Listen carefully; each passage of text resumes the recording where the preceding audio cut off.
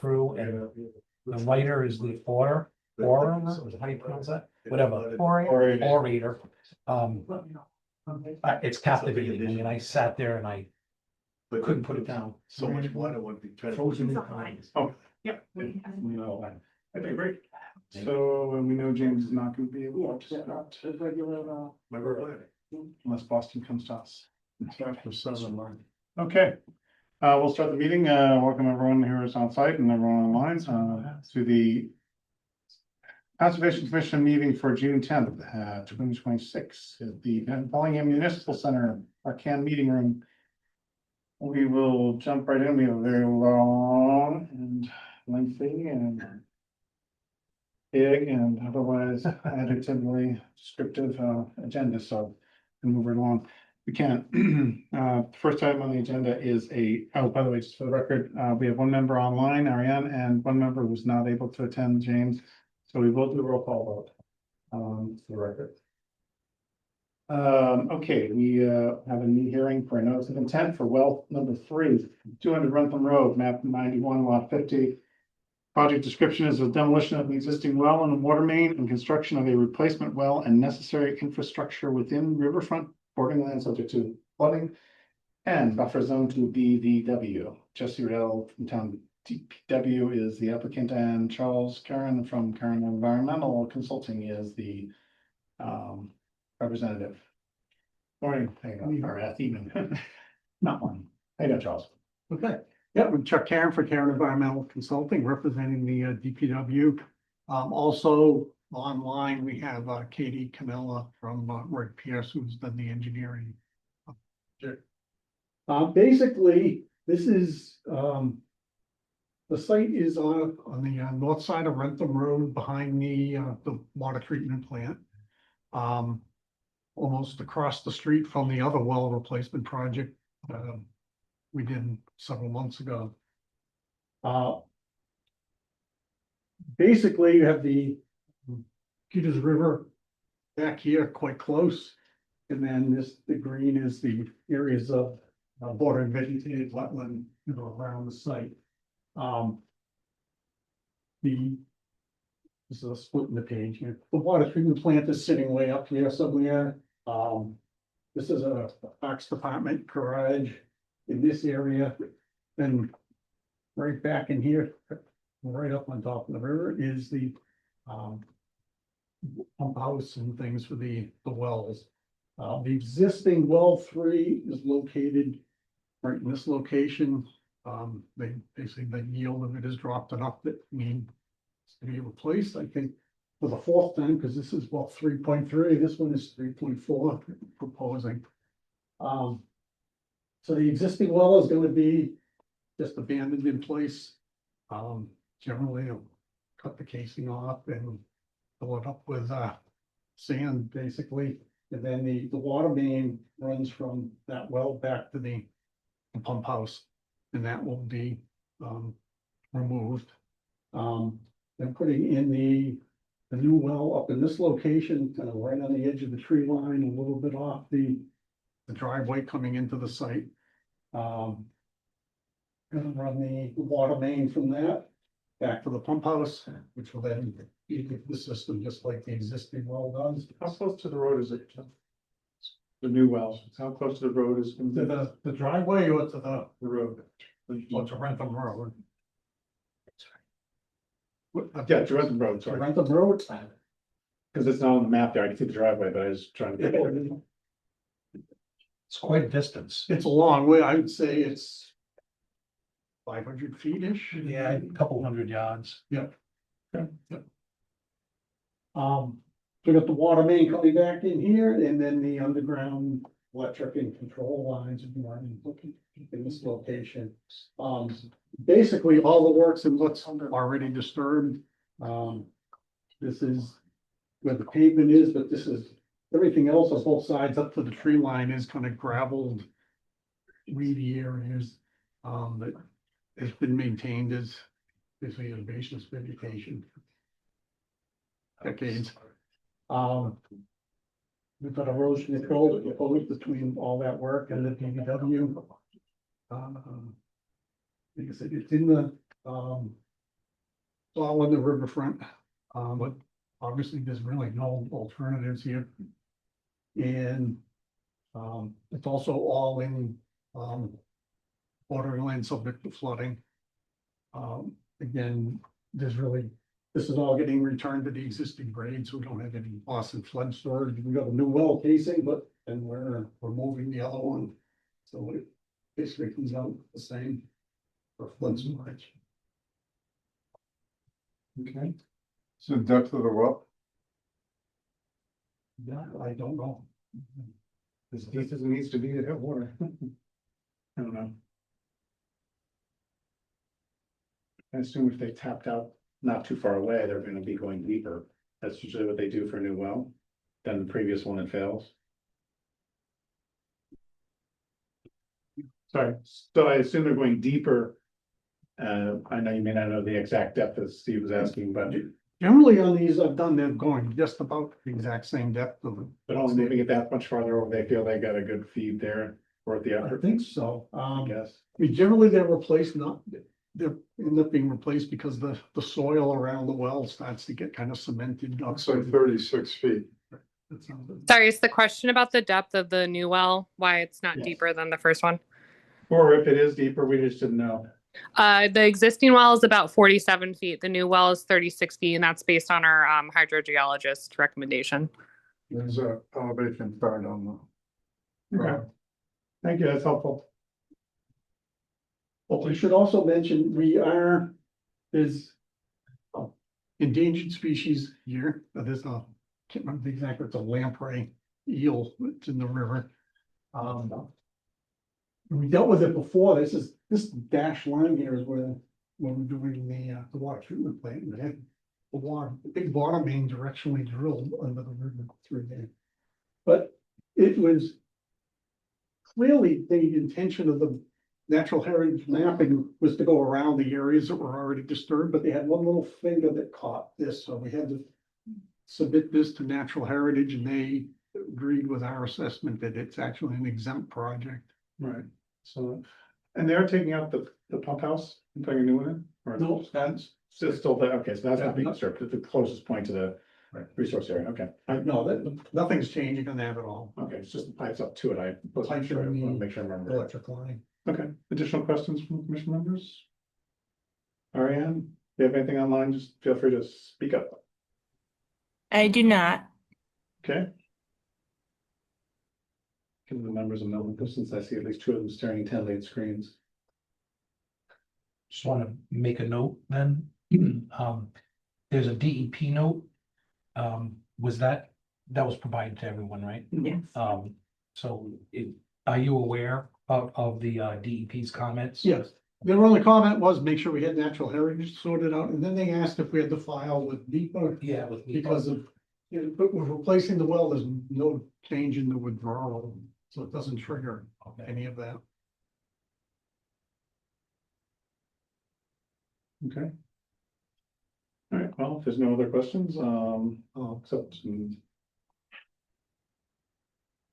motion. Do we want to talk about order of conditions? Is it just standard order of conditions? Yeah, I mean, we could do standard, or, if you want to continue to the next meeting, I'll draft something and then you can, take a look at that and plan to issue it next time. I don't know if that would work better, just because this is the first one, but Right. continue with the plan to, get that out. for I was the next meeting. anticipating it would almost be identical to the one right across the street. Okay, well, so anyway, that motion then. Well, I'll make a motion to continue. When's the date? The next The next, June? 14 days from the 10th. Yeah, Do you so 24th? It's know? been a long time. I had to do that. I know. Okay. So we have motion to continue the hearing to the evening of 24th, with the anticipation that we would have more of our conditions drafted at least that we could review, and if we sign up on that, then we're good to go at the next meeting. So moved. Thank you, we have a second, okay. Pam, Steve, All right, John, Aye. Nicole, aye. and Ariane. Aye. Okay, unanimous vote. do you foresee any need for anyone to be here for that, or you think you're If you miss us so much, you want to come back. Unless there's something new that comes up between now and then. Okay. Otherwise, I don't think so. Okay, thank you very much. Thank you. Let's see it. Okay, moving right on to the next item is a new leads, an RDA for 511 Rentham Road, alteration of riverfront area and buffer zone to BBW to replace the failing septic system at 511 Rentham Road. Eugene Phillips is the applicant from 511 Rentham Road, and Margaret Bacon from Civil Site Engineering LLC is the applicant's representative. Hello, I'm Grace Davidson. I'm an engineer from Civil Site, Okay. and I'm representing Eugene Phillips today. We're doing, as you said, the septic repair for an existing failed system. The property is to the west of Bungay Brook. It's on Rentham Road, and here's the wetland flags, if you can see that. And we are within the buffer zone. The area is existing lawn. We'll be using straw wattle for the erosion control. And it's not a repair, it's a replacement of the entire septic system? The leach field's going in the same spot the old leach field was? Yes, Is the tank being replaced or just kept? replaced. Okay. It's the same location, just different new tank? Yeah. Take out building, okay.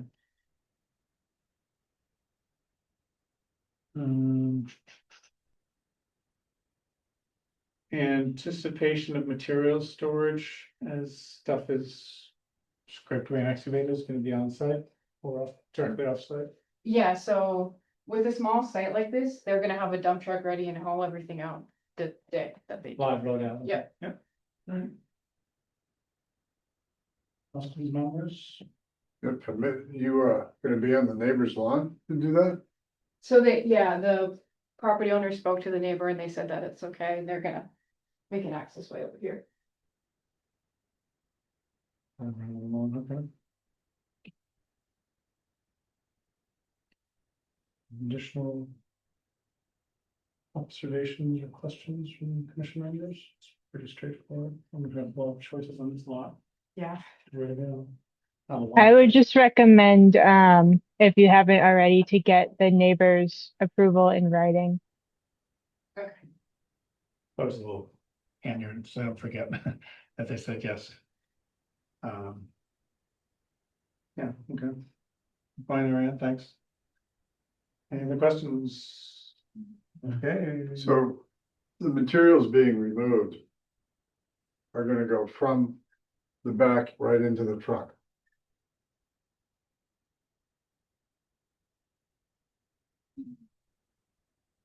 Will they be wet and saturated?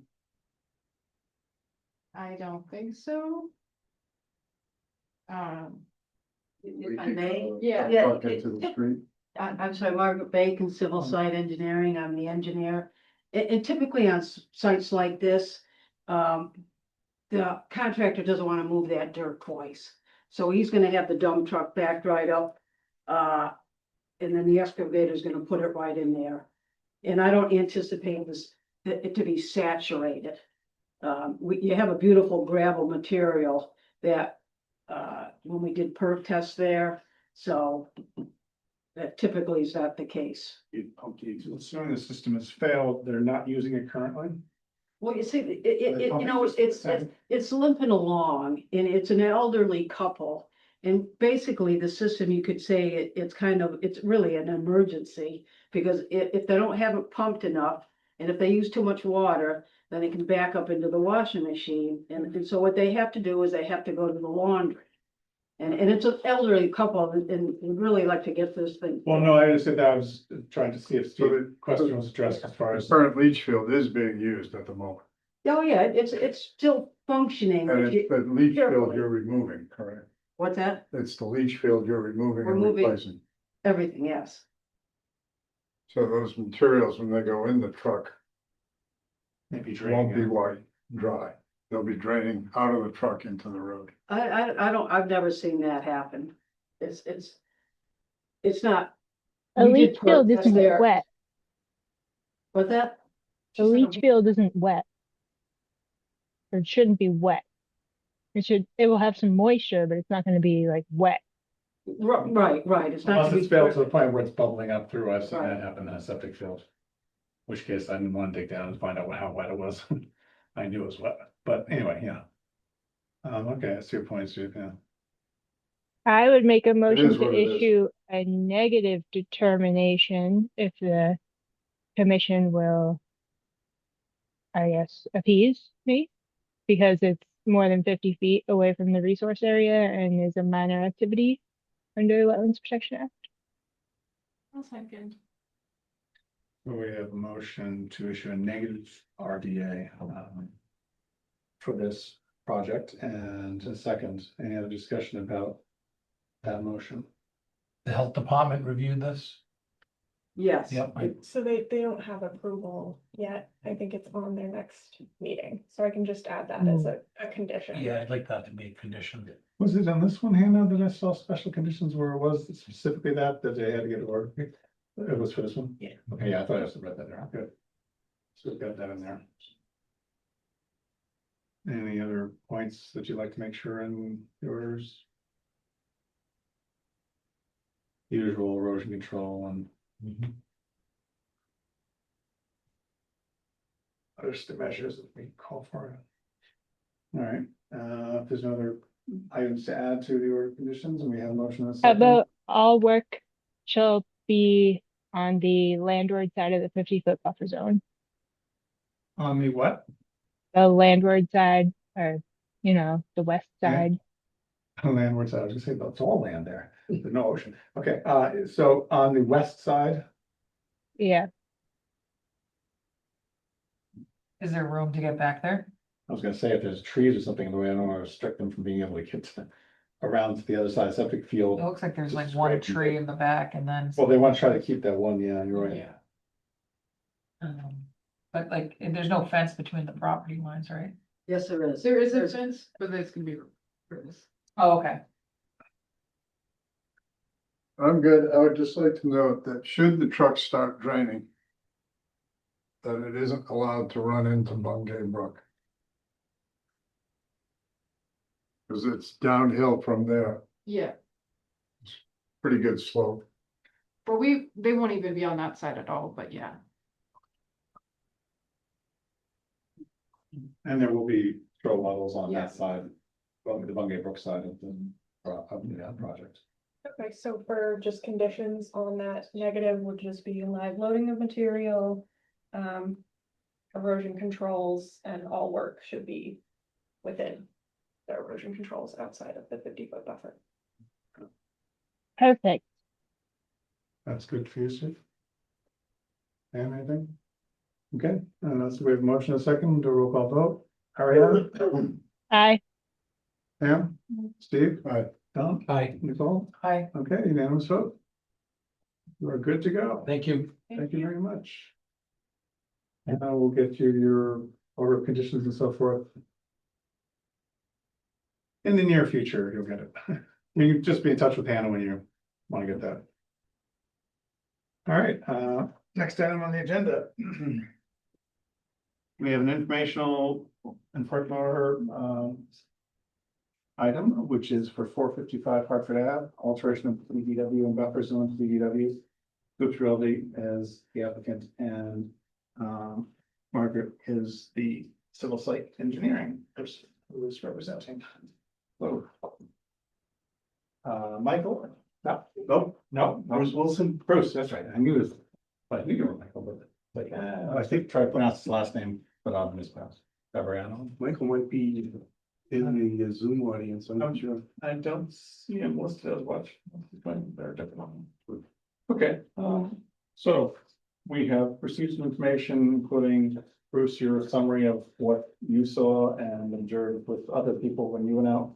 And that with that, it was all at the same time, that whole group that you had listed on the information in the portal. I don't try to remember all the people that I saw. Yeah, well, some of them actually, Margaret and I were on the site, and then these other characters on the list here were consulted either by email or phone calls. I've dealt with a number of people in the trades, that I work with pretty closely, engineers, one engineer in particular is in Falmouth. They have, two restaurants in town. The Flying Bridge, I'm not sure if anybody's ever eaten at the Flying Bridge.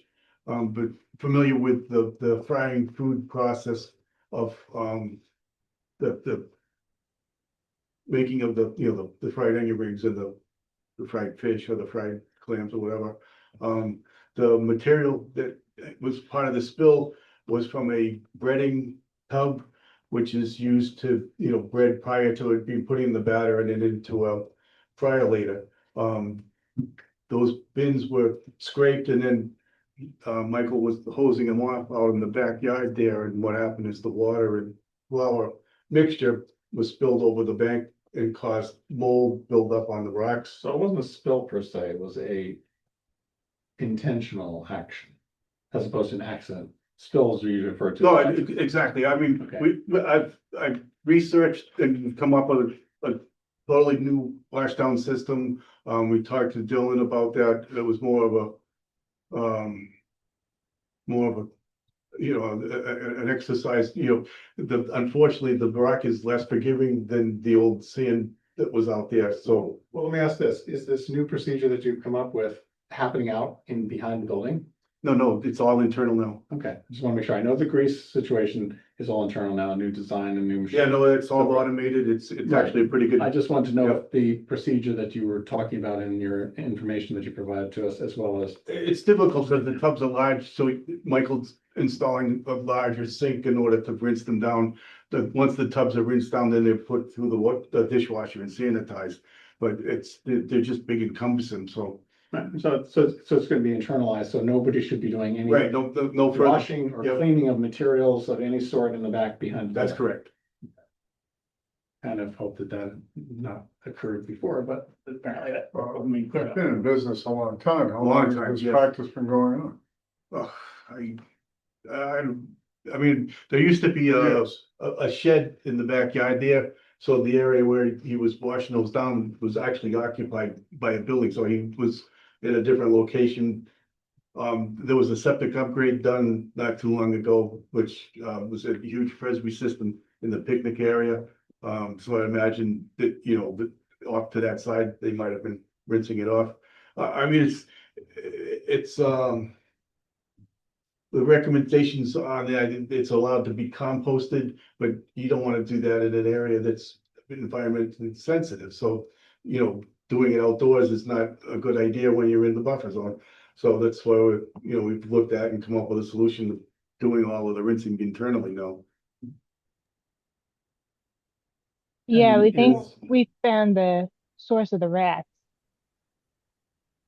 Yeah, no, that's exactly, that's a part of the discussion I had with Michael, that, it was probably not the greatest idea to rinse them off outdoors where we were dealing with the rodent problem in the past, but, we've got a good solution now. It shouldn't happen again. And is that information in a written and posted form for the employees, like on the back door of the building before you can go out? Where it says no washing or whatever, for the employee that doesn't get the word, or a new employee that starts off or something like that. So we don't have a misunderstanding I where. mean, we could do something like that. I mean, they're family members, they're Michael's kids. It's just Yeah. nothing when it comes to information being relayed. A sign is simple, the sign is, direct, you can make it as clear as you need to, and you can put it wherever you feel will be the most effective, but having already first the clearing of the bank and the installation of the riprap, which got us out here a while back, us being the Conservation Commission involved. And I know it was for rat control and so forth, but it was stuff that was done before the fact, and then we were told after the fact. Then this latest incident which again, I had hoped we've been clear that nothing should be happening on the top of the bank there, but apparently some stuff was, in the form of cleaning tubs out. And I just want to avoid, 3 strikes kind of thing, of just a simple case of not assuming any kind of communication needs to be relayed. It's laid out crystally clear so that we don't have to get involved again. Because none of us really want to, and we're. I can put a policy together and he can add it to his serve safe binder that he's got. Whatever's the most effective, I'll leave that up to you. I just think something in writing and posted somewhere for employees, again, temps or whoever, so that everybody's clear on it would be good. Anybody else have any other comments or questions? I mean, we went through that Maybe policy. just explain to him NIPD's. Because that would apply in a situation where you're discharging restaurant waste into water. Okay, well, you started off explaining, you wanna finish? It would just apply and he would have to not do that. Right, I see in the email documentation that he felt singled out by this and that, oh, my. He I think it was feels referred like- to here. we're attacking him. And no, even though some of that stuff might not be within our purview, even if it's like flour instead of oil, it still is covered under NIPD's. Ariane, what are you saying about being attacked? Have you read the Huh? email? I think it was like singled out. What's Yeah. that? I think it was like singled out. Is that your phrase? That was I in the believe email. so. But those tubs are literally like. The onion rings are watered and then put in flour and then put in bins. We scrape them all out and then we put them outside and soak them. Because the kitchen's like as big as this area here. And then we were just dumping them out. With Dawn in them. So there's all my frying oil, everything else is all contained in the building. When we drain the fryolators, oh, no. It's all a plug-in system. So we have a hose that goes into the wall and you drain the fryolators, they go into a tank. And then there's another tank that has new oil in it and everything's self-contained. So there's nothing done outside of the inside of the kitchen. It's all done from give me the company now. Of the collection company. It's Oh, son, there's a label on the side of the drum. There I is. can't think of what it was. In your last time here, Yep. we made it clear, I made it clear. Yep. That your facility was on the edge of the wetlands, and you understood that. Of course, yep. Without exception, you understood that. But we're back here again. Well, I mean, the place has been there for 50-something years, so. I mean, I had to go through a process in 2014 to put my tanks in. I have a, 1,500 gallon grease tank, a I understand. 4,000 gallon septic tank and a Presby field that I put in, and I had to come before you guys to get approval to put that in, because it's in the buffer zone, which is there, and we're open 6 months. The grease tank gets pumped twice during the middle of the season, and the septic tank gets pumped once a year. And I understand these buffer zones, when the structure didn't exist. They physically were there, but they weren't identified as such. Right. But nonetheless, these are the rules and guidelines we all have to live in. Because it affects everyone's drinking water. Of course. There's, wanted to make that point. And to back on top of Mike's, let's do everyone a favor, yourself, make sure we're not here a third time. I'm too old. I think we all are. Michael will tell you, that he and I spent considerable time talking about the procedure. I was your former health agent. Procedure and oversight of procedure. Exactly. I was your former health agent. I did 2 inspections at his place when I worked for the town. So I mean, we went through a whole procedural type of thing. I just noticed one of the work it says here too. So that, I will stay in touch with him if he's got any questions on what to do or not to do. I mean, he's got me on speed dial. And no one gets singled out, because everyone at this bench signed an oath to do our job. And that's what we're doing. And for me, there's no exceptions to it. I'm done. Yeah, anybody else? I just, in your letter, you do break down, the reasons why, even if that's not cooking oil, why it's still not positive for the wetlands to be dumping flour or dawn into them. So it seems like you have explained and understand that like, even if that wasn't grease moving forwards, it's really good that we're not using the system. So this Correct. seems like a positive direction to move in. Anything with shortening, it's all contained inside the restaurant. But I mean, anything short of just plain tap water shouldn't go over there. Some of the board members know I was a commissioner for 8 years in Rentham. I helped write the bylaw for the town. And I did and responded to many spills with Chris Milo from the fire department and stuff. So I mean,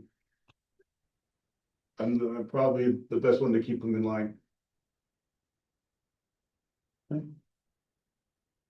So this was just informational about the enforcement. Our other question is, what do we want to do about, do we actually issue it or we were going to? Yeah, Yes. so it was issued at our last meeting, which at this point was like a month ago, so it's been a little while, so. I mean, depending on what you'd like to do, either, Do you feel any more measures, any commission members feel any more measures need to be taken based on what you saw in the documentation? That was provided to us, the portal, for what has been done so far as looking at stones and the riprap and so forth, and was any digging in the dirt below any of the stones that were removed? It went, there was a base of smaller stone.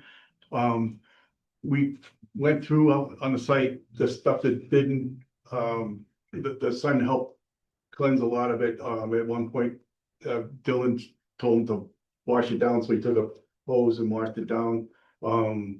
Whatever was still, if you flip the rock over, it had stuff on it, we took that and moved it to the front of the property for further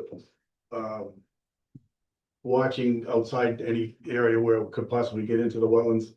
The material, I mean, I stood there and say, okay, dig it out to here, take this out. And my question was, I'm still not sure I'm getting the answer to my question. My question was, after you removed stones and were moving those around, did anyone dig down and look into the soil that was? Yes. Sitting on, okay. Yes. Was there any signs of any non-desirable drainage of oils, flowers, other residue that would have been caused by people as opposed to what was there already? No, in the soil. Though we were pretty thorough. Well, the soil wasn't contaminated. It's, yeah. Yeah, it was, or Well, Yes. I climbed down there, actually, I'm a professional wetland scientist besides an engineer, and I climbed down there with my auger, and I didn't see any evidence. Right, it might have been at the top actually where it was the worst because people were washing and dumping, they weren't walking halfway down a riprap slope to dump the tub of soapy, the flower water out, they were gonna do it at the top of the slope, so that might be the area that, if I don't know what areas you pulled stone down from and so forth, but that might have been the area that had the most as From the- board from the- health member and Hannah mentioned that the soil might need to be checked out. And that was one of the recommendations that was potentially made to the commission if they wanted to get somebody in, what was the term we used, somebody for site something? that was something that, James, I think James. Right, that's, Board of Health, isn't it? no, James. Oh, David Clancy. Yeah, it was So, you know, Arian as well. That's- Yeah, oh, I think Arian as well, I think you're. Yeah, there was some term for the person that. Yeah, LSP. LSP. Thank you. An LSP would be for hazardous material, oil or something like that. I have, and I've had sent it, but I mean, I have my whole file with me here. While we felt that an LSP wasn't necessary. Oh, I guess I was under the impression that an LSP had examined it. I did speak with one on the phone. And in order to determine the fact that it was flour, I did a couple of quick little tests on it. They told me, put the rocks in a bucket of water. If it's oil, it's gonna put a sheen in the bucket. So I monitored the bucket for 6 hours. I'm very familiar with mold, being one of the inspectors for the town. I dragged the rocks out, scraped it off. Felt it, it's not greasy, it's not oily, it's granular, it's like, you know, the mold was flaking off of the rocks. You know, I mean, I did everything that people suggested I should do to, you know, prove that it's not. The other thing is typically with an incident, you try to determine what's the source, where's it coming from? Then the only thing that's out there is the tubs and the fact that he's washing them with water. There is no spill around the tanks. I've got all kinds of pictures if you want to circulate them around, that there's no spill from the tank or the grease tank. The system is automated with the fire later. The fire later has nothing to do with the breading portion of the cooking. You take the material, you wet it, you tamp it, then you put it in the flour to batter to fire later. The fire later and the process of the breading separated in the kitchen, so there's no contamination happening here. So it's strictly the flour that got over the bank, you know, the flour, water, rinse water. Right, well, I guess part of the issue was when the Board of Health got involved in, they contacted us. Nobody knew for sure what was happening with it, what it was. They just saw what they saw and observed what they observed for that to get things started. My question to the commission members is, do you feel based on what you've been provided by the applicant and their representatives on what's been done and what's been tested and so forth, that we're good? And we just move forward with the procedure and not do any more remediation or any other investigation, or do you want to do something? That's a question for the commission. I personally think that this has been adequate and that an LSP wouldn't be needed at this time based on the newly provided information. Did you say this has been adequate? Yeah, All right, anybody else have any thoughts? I on it? agree.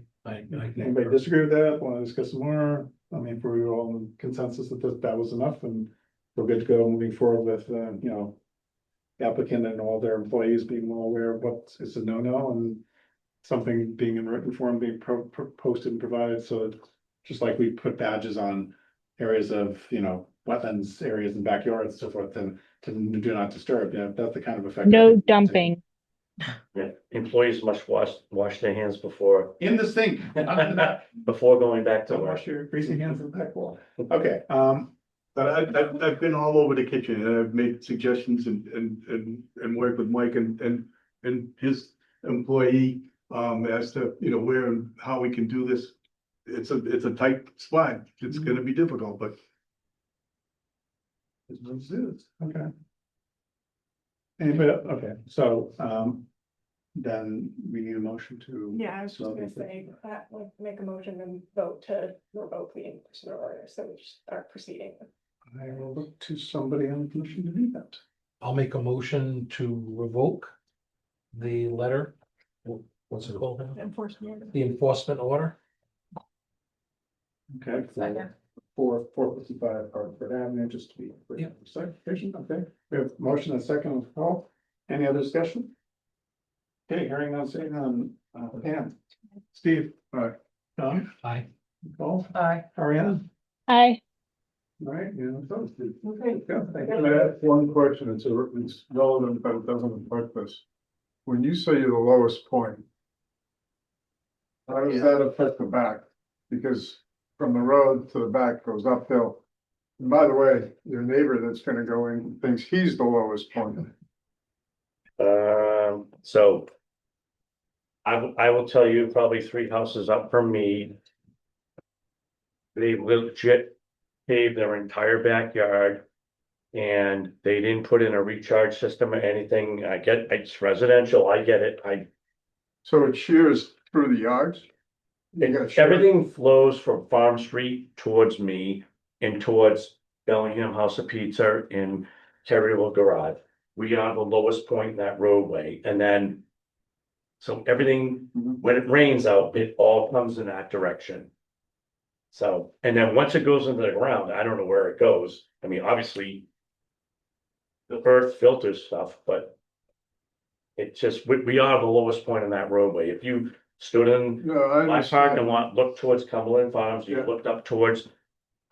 Market Basket. And once it the hits the lowest road, point. where does it go? Does it actually go up your parking lot to the back? No, because there's a catch basin Okay. in the street there. Which actually, I believe the town of Bellingham, when I put my septic system in. So the town used to have a pipe that went Yes. across my property and discharged into the neighboring property. And when we put the septic system in, that's all blocked off. So your town employees, we'll call it, they put a plug inside that catch basin that blocks that pipe off. And then when my guy did the whole septic system, they cemented the pipe that was there to block it from going. And then the town of Bellingham actually cut the road and moved everything from that catch basin, like to the right of the restaurant, to go across the street, and then it goes down Hartford Avenue, and I believe it's Pond Street by Cumberland Farms, and then it goes in that direction towards that brook or whatever. Okay. My understanding when that was done. But the catch basin in front of my restaurant is plugged solid. It used to discharge to the right of the restaurant. But it actually went through my property and we had to like, obviously cap it. So that was all through you guys and the DPW. Back in the day. Okay. well, Yeah, it thank was you. 2014. Oh, 2014. You're 12 years ago. Okay, thank you for coming in. You're good to go. No, thank you. Thank And you. thank you so much for having us very early. I really appreciate it. You know, you got a long agenda. Everyone wants to be on spot on this one, on this night. All right, thank you. Have a good night. Next item is an informational, enforcement order hearing for 43 Easy Street. Alteration of BDW and buffer zone to bank and BDW, Don Cooper and Benjamin Shenandoah. Oh, yeah. The Easy Street are the applicant. Welcome. Welcome. Hope I didn't mess with your name too much. With all, sorry. Okay, welcome, and so we have been, before for discussions about the culvert and the road back. We've seen pictures that were provided by you guys on Hannah, and things are, how would you describe it, Hannah? Looking. A lot of herbaceous growth, but then they did put in some of the native planting. chokeberry right along the bank. I thought chokeberry won't choke up the culvert, but that's okay. I think the culvert's pretty choked up. Yeah. As it stands. And that's okay, so, additional questions or items of concern based on the information that was provided, the latest update on how things are looking.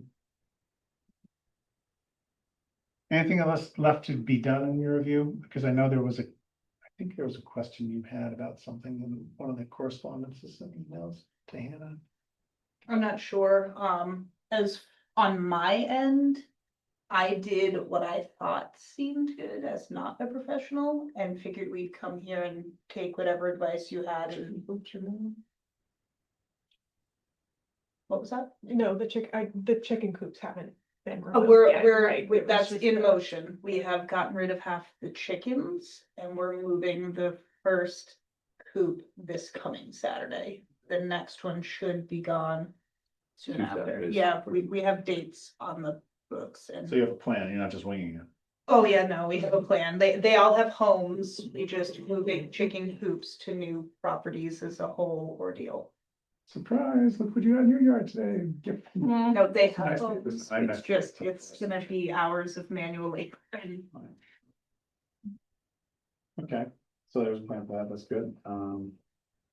Anything else, Hannah, that you can think of? I mean, I think it would be good to still issue the enforcement order just for the monitoring period and like having a date where chicken coops need to be out by just.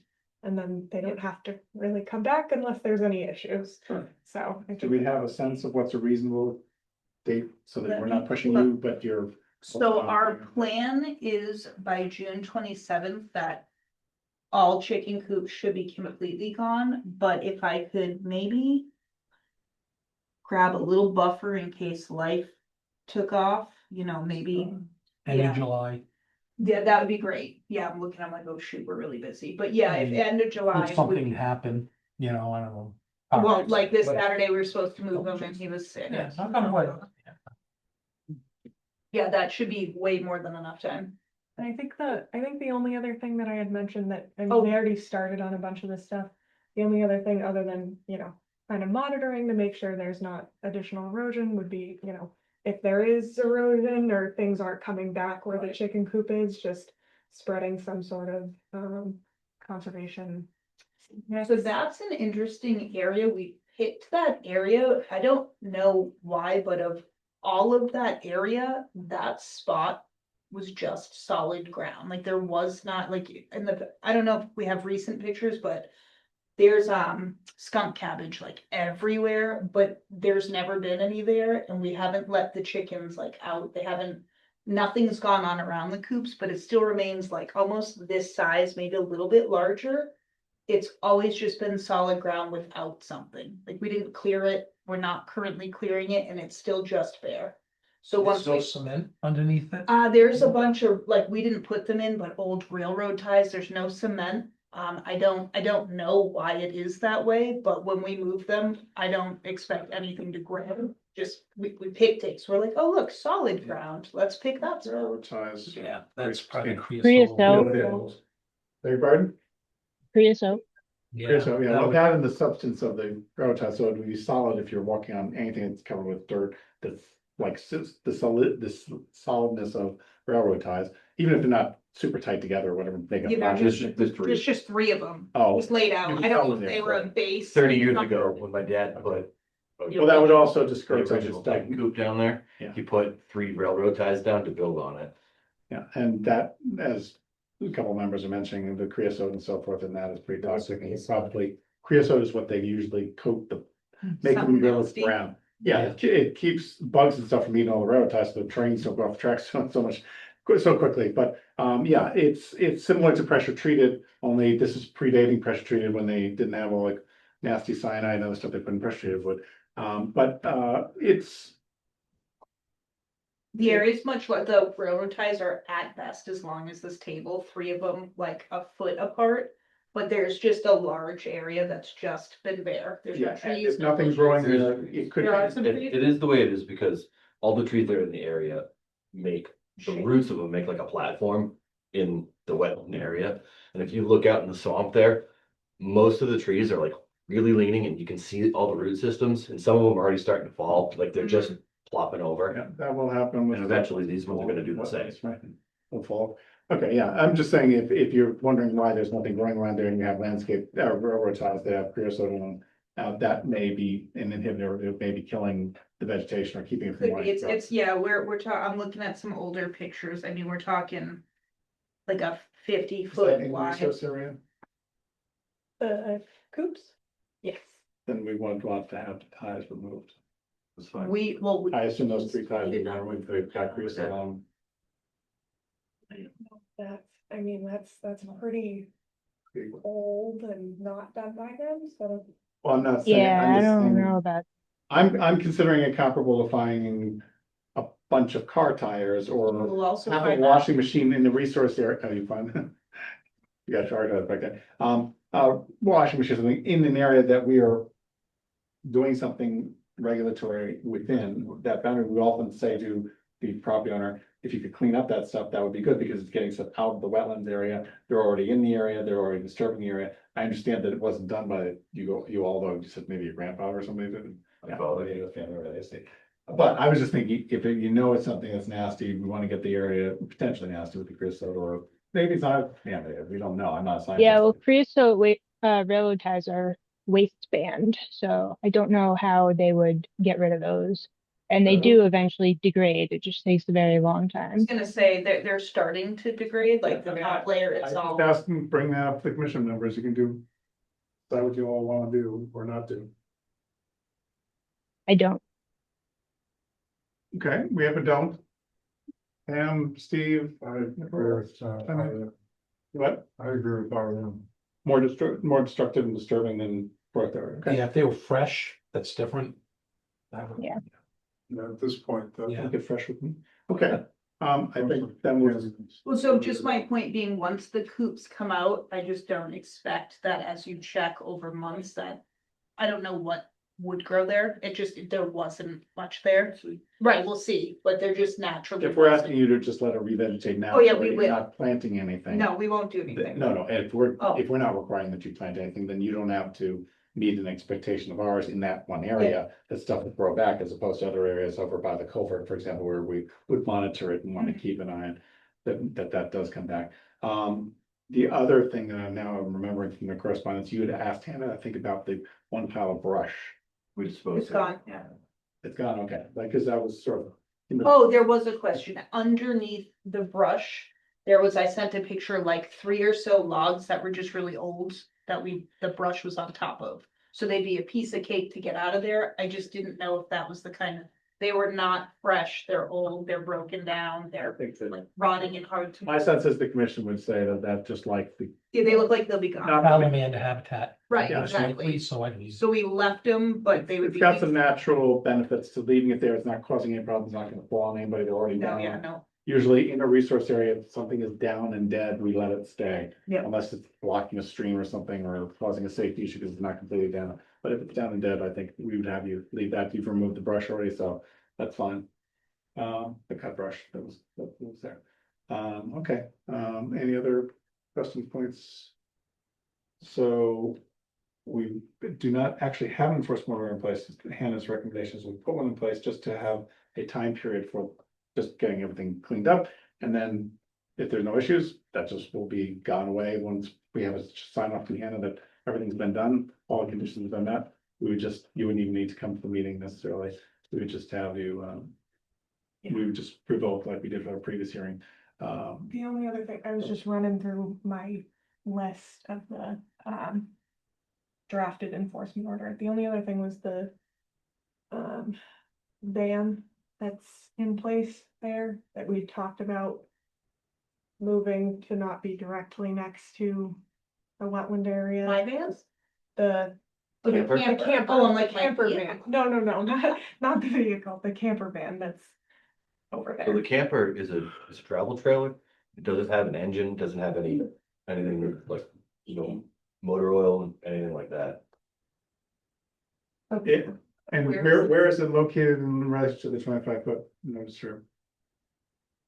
From the photos, it's generally stored like right in there. It's right, Outside edge or inside edge? right, let me pull up the photos, I think it was. Is there a 25-foot buffer from that stream area? From the resource area, there's a 25-foot no disturb, which means basically nothing should be happening there except walking through or back out. Stuff shouldn't be dumped there, stuff shouldn't be stored there, nothing should be built there. If something was built there and we can find a way to have it removed, we generally try to do that. It's an area that basically what means is do not disturb. And often to help out property owners, we provide at no charge. One of those free things in life, badges which say do not disturb area, Bellingham Conservation Commission, which Hannah's office provides for people to post along the edges of areas where, say, a property owner is changing properties, whatever. So the new people coming in know not to dump their lawn clippings out of this back area because, hey, let's get this open spot. Or to go and start mowing further and further back out into the what could be cleared areas. So, well, I'm not saying in this case you necessarily need to do that, but that's the kind of thing where we post them along the 25-foot do not disturb. Is the stream the resource area or are we talking the wetlands?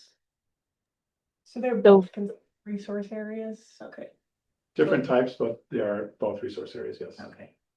So depending on whether you have stream in one part and wetlands around it, or just wetlands, or just a stream and no real wetlands around it, because the culvert coming right through there, stream, culvert, whatever, that might not have any wetlands around it because the banks are too steep. Correct. Yeah, so it could be a variety, but both are resource areas.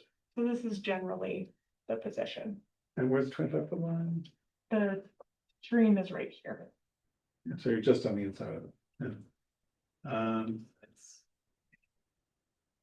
What do commission members think? If it's outside of the 25-foot? I would prefer it to be outside. That's what I was just asking. It seems like it. I just agree. is. So our driveway is within the 25-foot buffer and that's right where we put the camper? I was So looking at a if it's- picture of it. If it's on the driveway, that's just like a existing grandfathered type structure. Right. It's just new structures or new things that go into place that they try to maintain 25 foot. So they're not gonna make you like, So if you're keeping it on the driveway, you're good, I think. If you're, Well, yeah, I'm just saying, we're just moving it from in the buffer zone to in the buffer zone. but the difference being that we don't make people dig up their driveways just because it happens to be in the buffer zone. That was grandfathered in from whatever. So if you could put it in an area that's already been disturbed and is impervious, I understand nothing would be leaking out. That's a good point, and thank you for making that, because oils and so forth would be one of the concerns we'd have if parked close to a resource area, but potentially leaking out, but just to get it out of the 25 foot, if it can be moved out there, Yep, out it can there be. would be great. Not a problem. Okay, great. Is it gravel under that? Or Yeah. is it- There is gravel? A little bit. Yeah, a little Not bit. gravel, some stone. Some stone, and has that stone been there for a long period of time? 3 years. Oh, I was gonna say, this is the Stone Age building. Okay. Just 3, It's a good one. I like 7. Yeah, but if it had been there for 30 years. No, that- no, we're talking Right. 7. I would say 7. I'm not sure. We could argue We later. we can't give you permission to park stuff in there. Understood. We would set a precedent that would be used over and over. I get it. We're happy to hear that you're willing to take care of that, and that's good enough, I think, for us, you're made aware of what our concern was. Any other comments? Comments. Pam? Just to make the point, driving vehicles on soil does compact the soil, which is damaging to the wetland soils. Which is one of the reasons why, even if it's not leaking, we wouldn't want something driving in and out of the 25 foot. 2, just in regards to those railroad ties, I was not fully aware of what the EPA recommended. So if I were both of you, I would look at how close they are to the surface and then go and do some research, because it seems like these can be kind of dangerous to touch, or if you have children or animals. So just wanted to share that. Yeah. They're in the wetlands. I appreciate it, but we won't be like the kids out there. Probably ideal. Yeah. Yeah. Okay. And we'll go back to what we probably did in the 50s and 40s with stuff, playing with stuff, and Yeah, but we can do how better now. playground materials will But probably we be can do closer. better now. Okay, that'll slide. Okay, what, any other comments, questions for the enforcement order? I just have a question. So we, prior to the meeting, prior to opening this can of worms, we put down the mulch, and then we put down stuff hopefully to help keep from erosion. Can we keep the mulch? Like, can we maintain that area with mulch in a couple of years when it You can starts? say that area and you put down. Next to the driveway along the stream, I mean, the stream's dry right now, but along the stream. Where you showed the planting in pictures. Yeah, so like I just put in a lot of time, work, and boatloads of money, and then I don't know, I heard somebody say, we'll check and see if everything grows back. Am I now letting this grow wild again? Yes, that would be, the intent would be to renaturalize the area, so it's not being maintained. What you planted for chokeberry and so forth. I planted 4 blueberry bushes, 2 Blueberry. elderberry bushes, 15. I think we chokeberry bushes. talked about that. We last did, we meeting, as talked being about. desirable species, if something's gonna go in there, because it was clear cut, and so, if there's nothing going there, what might be good? I remember that discussion Yeah. about that. Well, So- can she keep it weeded, like to encourage because she planted all those bushes, I'd hate to see all the invasives come back and choke all those out, and she wasted a bunch of money. Like, I think weeding to allow those to establish and grow at first would be more beneficial. Like hand weeding. I don't think that's what she's asking for. I think she's asking maintenance and mulch. We don't have to mulch it. Actually, weeding was what I was getting at. These plants that I bought are small. They are still very expensive, but they're very small. So it's, and poison ivy. I don't know where we stand on that, but there's also. That's not you want, don't give it to us, please. Right, and one of our kids gets a systemic poison ivy Looks like you reaction, have some. I am covered. This is my first time. But, so I just didn't know, I didn't wanna go in there and be like, oh, I'm gonna get rid of the poison ivy by hand, not by chemical, or, oh, I'm gonna go weed around these chokeberries in 3 months. Like, I just didn't wanna touch anything if we're not supposed to. So I just was looking for clarification. Can I maintain around the plants? The lowest part, there's the hill, and then there's a clear drop off on both sides. So I put the chokeberries up on top of that small bank on purpose, because I actually don't want them near the nasty water below anyways. But that clear drop off, I put something called bugleweed. I literally just dropped it on the surface. It took root and it's a ground cover. So I was hoping maybe that might naturally keep out some of the other stuff. But also you can see at the lowest part, some of the natural stuff has filled in fine, and I don't care about any of that. It's just from the top of the bank where the chokeberry is and up is where we just invested all the money and the time. So I'm just curious where we stand. So weeding wouldn't be permanent, right, Nicole? It would be until they're established and they're bigger. Yeah, I mean, I never really see the detriment of weeding out things like bittersweet and like Anything invasive. anything invasive. But that takes the knowledge to know what is invasive and not just clear weed. Yeah, I mean, we got Google now. You can get these great. You apps can for your monitor it phone. every week. Yeah, yeah. Go there and tell them what's what. Yeah, No, I mean, most Great people are stuff. gonna know poison ivy, you know, the invasive vines that take. Poison ivy is natural in Massachusetts, Mhm. so.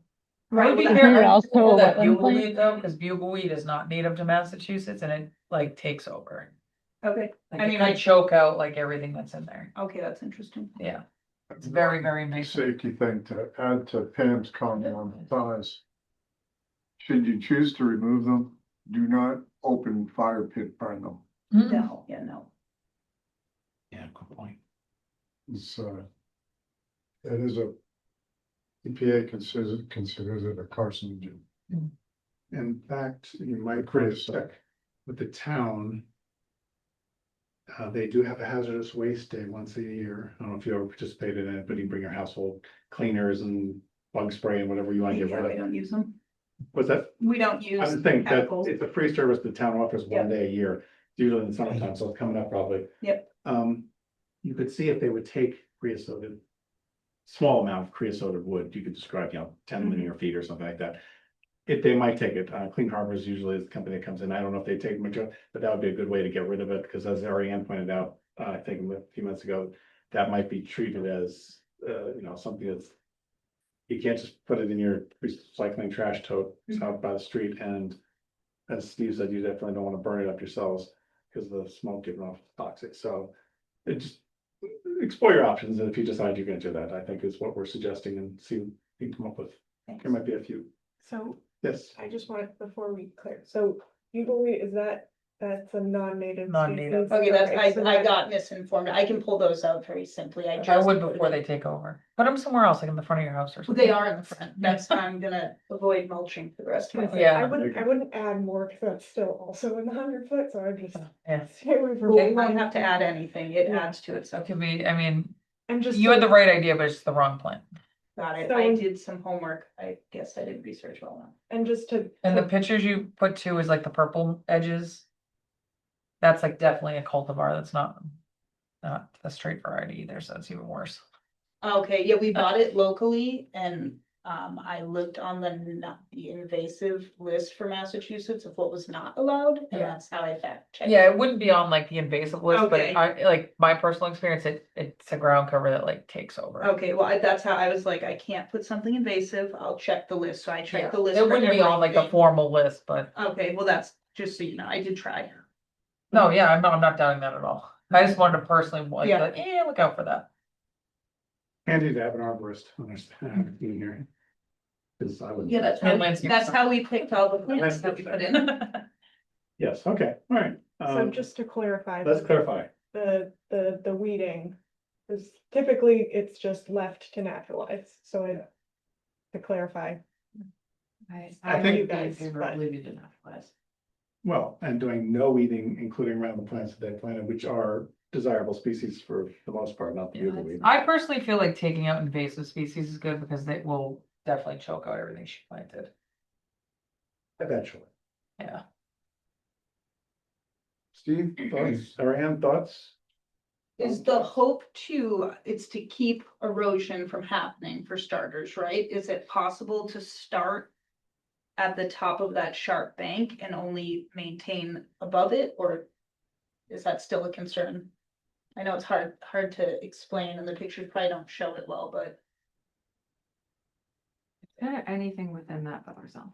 Typically, anything that was removed, like if you're removing naturalized vegetation, the intent of the enforcement order is to reestablish the natural vegetation in that area. So if you're improving it by adding more natural vegetation than invasives, that's great, but it doesn't have to be a perfect one for one, but the intention of the enforcement order is to bring it back to a naturalized condition. And you. Typically, you have to do a notice of intent if you would like to maintain something new.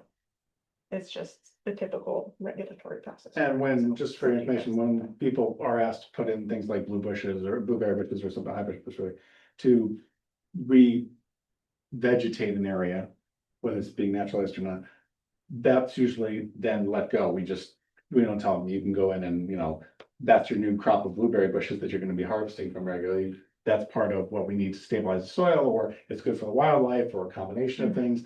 And, that's considered to then usually be let go, naturalized around it, the grasses and then ferns and How whatever about else. this? Go ahead. If you see something that you recognize what it is and it's invasive, feel free to pull it out. Otherwise, leave the area alone.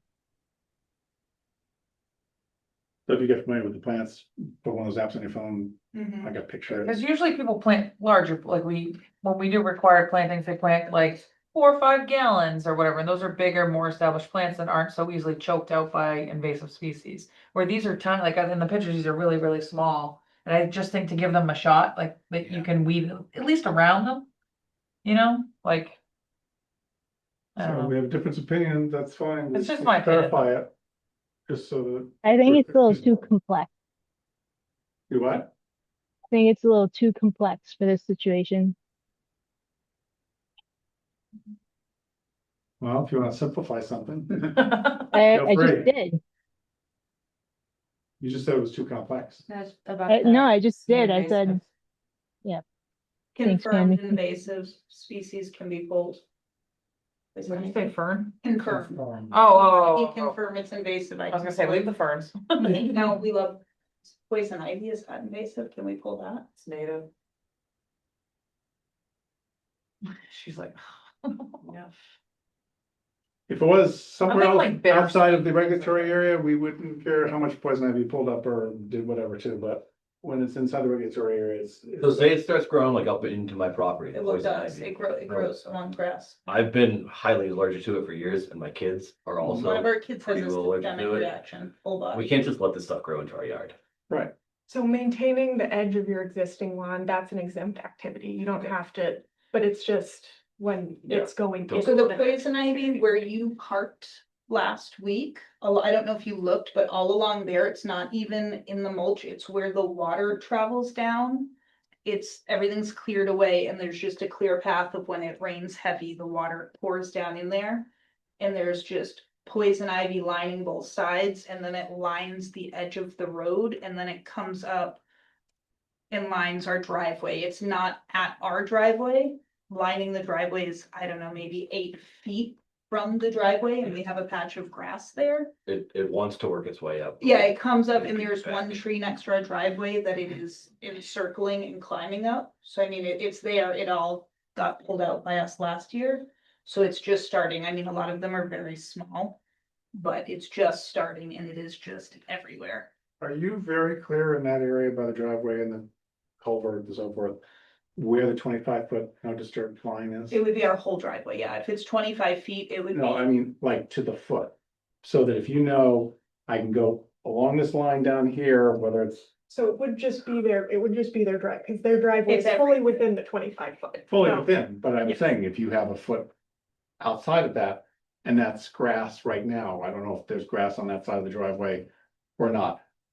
If you were going to try to maintain, to keep it from getting into your yard for health, safety reasons and so forth, and you knew where the 25-foot line is, and you could maintain that line, I think you're probably good to go, as long as you're on this side of the line. The trouble is, because you don't have a picture, it's hard, but we have the driveway, a piece of our property, and then the stream, and we're talking between the stream and our driveway, it's absolutely the 25-foot buffer, because it's only like a 12-foot patch. So that's where we're talking, I mean, where we're getting in and out of our cars, where our kids are playing games in the driveway, like that is all line, if we park on the road, everything is just the whole outline for some reason. It's not in the mulch, or at least not yet. The whole outline is poison ivy, and then the one tree we have next to our driveway is poison ivy. So it's right in our living space everywhere. Yeah. It's an established yard, though. I Yeah, mean, that area's been grass. established, Yeah. so we're not telling them they have to naturalize Yeah. what's been established in their yard. It's in a stream bed. They're talking about the area that wasn't established on. no, you'd call it established. It's between our driveway and the stream. I mean, it's a flat patch before the bank goes down and. Yeah, there was a big concrete or whatever it was. Yeah, right, which we also did. You can tell that stuff, that whole area, that side of your property has been that way for decades. Yes. And there's So- poison ivy creeping through there, but it's also along the side of the road, which isn't like our property, but it's where we're parking, it's where our kids are walking and riding. I don't care what goes on the middle, but that whole perimeter just has these little poison ivy plants everywhere. This is the time of the year they're shooting up like crazy. Yeah, they're just small, or they were last week, they were just small. I haven't looked, but they're just popping up. I mean, 2 of our kids have poison ivy. I have poison ivy. It's just there. So to me, just one opinion, but that property's been established. They've been maintaining that side of the driveway. I'm not talking all the way to the street. I'm Hmm. Talking about just that area to the right of your driveway. It's been an established. I mean, it's living area grass. Forever, well, for decades. So to me, they should be allowed to continue to utilize that space. It's different than if we're going in there and we're trying to establish a larger perimeter along that edge. That's different, because that was, wetlands 3 years ago or whatever, within the buffer zone, because we have to protect the buffer zone as best as we can. But, like you said, we're not gonna have them remove the driveway. We're not gonna say you can't cut that section of the lawn that you've been cutting for years, for decades. This section of the lawn where the slow children sign is? Yes. So between the slow, I don't know what your picture is, between the slow children sign and our shed was all grass. And then when we put the mulch down, we just let the mulch fill up on top of what grass and property we had maintained all along. So that was just this fall. It's hard packed too. It is, yeah, it's we've been been, traveled on, and you can tell it's been there for a very. so there's long just time. a little patch of grass left around the slow children sign, but it's all along the edge of the road there. The road's like really eroding already, but all in those cracks and stuff is poison ivy. And then there's a tree not far from that sign that's next to our driveway that has poison ivy around it. And I never even knew what it looked like until this year, So I but it think looks like it's Just to spreading. kind of sum it up, the area that's lawn that's been maintained, you can continue to maintain that. Anything Okay. interior of that, leave it be unless it is an invasive, which doesn't include poison ivy. Is that Yeah. Yes. clarifying? That's where I'm at, yeah. I think, Arian, does that sum it up correctly from what you were inputting? Yeah, pretty much. All that in there. Can you say that once more, please? So if it's in the area that's been maintained, that's directly adjacent to the driveway, they can continue to maintain that. It's just existing maintained area. Poison ivy. And then other than that, in the buffer that was not maintained until it was cut, and that's now mulch. Yeah. That area should be allowed to renaturalize unless you're taking out invasive species, which does not include taking out poison ivy. Is that clear enough for you guys? You good? So It they, is. So we wait for poison ivy, like if it encroaches on our piece, we get rid of it, but the rest stays. That can be right. That, Okay. so I can draft, I mean, if you guys wanna vote on the enforcement order, I can just, I have As- the draft as in there, noted. and as noted, Okay. put all those in there, and then we can, vote on that now. I'll get the electronic signatures out to you after. Steve? Having been hospitalized from poison ivy before. There's so many other things that can be allowed to naturalize there without putting the kids at risk or themselves. Wouldn't. I mean, they poison need to- ivy's everywhere. I know, Wouldn't they but need to if you don't- apply? Then wouldn't that, because that wouldn't necessarily be part of the enforcement order. They would have to apply to say we want to eradicate poison ivy for a reason X, Y, Z. Right. It's just the mechanism for the enforcement order is, let's the get it back to the way it eradication was. becomes a problem on its own, so I just. Would like them to at least have a provision of keeping themselves reasonably safe. And I would suggest would that be an RDA? Would it be, if they came back and put that plan? I'm not sure, like. I'm thinking of this for as being, Vegetation management in that. see if the limited commission buffer members zone. agree with this. I'm I don't viewing know if this, they'd wanna go through the trouble of doing. Well, you're not telling us, application you're not for that. writing in an agreement that says we can't do that, right? I'm not like being bound and never removing poison ivy. You're telling me I'm not allowed to do it based on this, and then there's still an open door that if we want to do seek approval, we could. Yeah, I don't think we're going to unless it becomes an issue. But I'm viewing it as similar to a tree that's leaning but not yet imminently falling on a house. There's a health safety issue But with we it. also, like, if someone came and said, I wanna cut down all these flowers because I'm allergic to bees, you know, like, we can't. Right, well, yeah. that's. I just No, like, it's different. I have a I just- reaction to So, poison it's ivy, so I very don't small. follow it. Yeah, I know, all right, so, okay, so let's let the applicant decide if they want to proceed with that. They can always come back and talk to him or us for informational. You're welcome to come back in and say, this situation's changed, it's been a year, this is what we'd like to do, or we have questions about this. We're open to hearing what you might have to say. But for the enforcement order, just so that we can close out that portion of things and for your sake and for ours, move on with that, wrapping that stuff up for you guys. We have. I've lost track now. Do we actually have a motion? No. No, right. So we have the need to have a motion. So how do we word it? I'll make the motion. It would just be to issue the enforcement order based on the draft and conversations As noted. as noted. As noted. Yeah, as Right. agreed to. So I'll make a motion. And I'm gonna have you, as noted. So issue an enforcement order for 43 Easy Street. There you go, 43 Easy Street. Second, And we have a second with Ariane and, okay, any other discussion? No? Okay, Nicole, Aye. Don, Aye. Steve, Pam, and Ariane. hi, Okay, so it's unanimous. And the enforcement order is basically just to, and part of those notes was July. yeah, second send it to July, yeah. Second, okay, great. All right, so yeah, If things become an issue, then you can come and request. Right, so this is not saying we can't, it's just we have to make a move if we want to, got it? Yep. Okay, that works, thank you guys. welcome. Thanks for coming in, Thank appreciate you. it. Thank you. Good luck. Yes. Thanks. Hey, you got a lot of help for me. Okay, next item is. Brian's gonna bring a sleeping bag and tent and. He's gonna just start filling that river in, aren't you, Brian? We only got 6 tonight. Yeah. So we have. Down the road, but one of those will be passing along too. And then we're moving to someone else in the room. All the other ones are being. So I just put that in. Oh, So oh. Calvin didn't have to Sorry. think about that. I got the request on Friday, so I was able to add that into. the agenda. Wow. Okay, made it much We're just easier. going up to 83. Correct. Yep.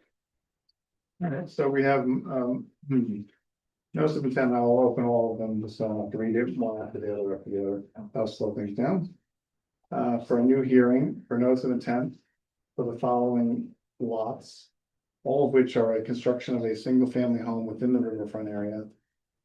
The applicant is, in all cases, Toll Northeast V Corporation, and Brian Madden from LAC is the applicant's representative. And those lots are inclusively lot 77 of Red Mill, the Charles, and McNabb Street and Mill Street. They're all on map 31, lot 13-1, lot 78, lot 79, lot 80, lot 81, lot 82, and lot 83. So those are all open simultaneously because they are the same type of project, and we will just go through them with the applicant's representative at this point in time. As speedily as he is. Enabled or not? It says disabled. No problem. Should I wait for Pam? Tim's not your friend tonight, Hannah. It's really truly not. Why don't you kill a minute and you could re-identify yourself for the record just because a couple weeks. Delay. Jeff Albert from Toll Brothers. Liz Clark with Ty and Bond. Thanks, Mark. Ryan Madden from LEC. You, we don't want to. See Brian Allen. Okay, so you can, I think, oh no, she wasn't here the last one, she was remote. This is a new application, so. Yeah, these are all new ones. Well, I just think you might want to jump right into it in person, so Brian. Okay. stay safe. Oh, okay. We'll give her, we're. Give it a second to. I didn't even notice I was I knew you were. Zoom, I didn't even notice. There she is. We didn't want to rush. Oh, in a second. We wanted you to experience in person, because the last time you were on remote, we were saying it's for this. Oh my God. So we've opened them all 8 of them, We did. and that's fine, that's not fine. And now Brian's gonna go through. Feels like I I was like- open, it was halfway through when I got that. There's still be a whole room of people waiting for. All right, I'll start. So these are 6 lots within the eastern portion of the site. Just zoom in here. So the eastern lobe, kind of at 9 o'clock. It's these 6 right through here. All of those lots are located within the riverfront area to that unnamed central perennial stream flowing north-south, eventually discharging Charles River off-site to the north. 2 of the first 2 lots are riverfront area only. And then the remaining lots also have some partial overlap into the 100-foot buffer zone to BVW in association with that unnamed perennial stream.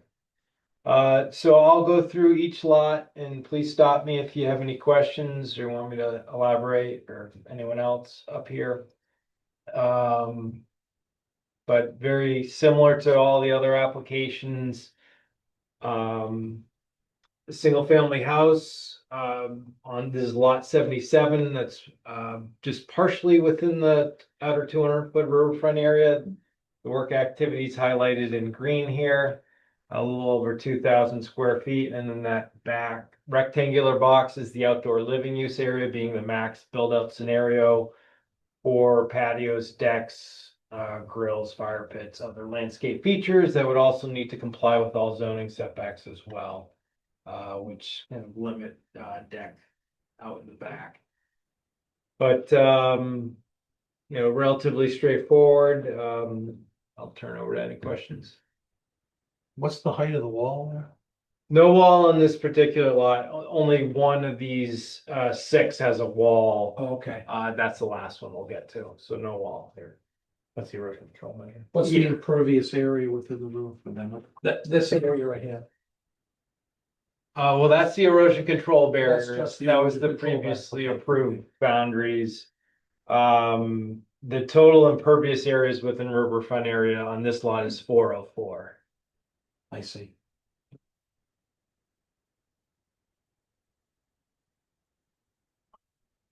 I think behind this lot was one of the areas subdivision wide where we were able to pull in the total riverfront area limit of work. So it does scooch up a little bit. A little tighter than what was originally approved. So here are no comments. I'll move to the next. Moving up to the north. 78. I will say on these, you'll notice that we have all the open space markers at the corners and midpoints on these lots. You can see the labels here. But again, very similar lot, just a little bit more riverfront area on this lot. Everything's outside of the 100-foot riverfront area within the outer 200-foot. 4,884 square feet on this lot with about just under 1,400 square feet of impervious surface. All right. Moving on. Oops, wrong direction. So 79, similar situation. The roadway in these lots all run parallel to that perennial stream. Again, no work within the 100-foot riverfront area. This lot starts to get a little bit into that very northeasterly corner, 4 square feet into the 100-foot buffer zone to BVW associated with that river. But the proposed riverfront area alterations 5,692, and impervious is a little over 2,000. Great. Keep on going the wrong way. 80, You can see on this one, nearly the entire lot is within the 200-foot riverfront area, but outside of the 100-foot riverfront area. The lighter green is within the 50 to 100-foot buffer zone to the BBW, being 1776 square feet of alteration, but pretty tight, compact lot. To the north, we start to get some deviation of the BBW diving away from the property, so you can see that arc moving away. A little over 2,000 square feet within the 50 to 100 BBW buffer. And there's a little bit of also some impervious area within that buffer as well. And the riverfront area calcs here are provided. And then the last lot to the north, this is where we have the retaining wall.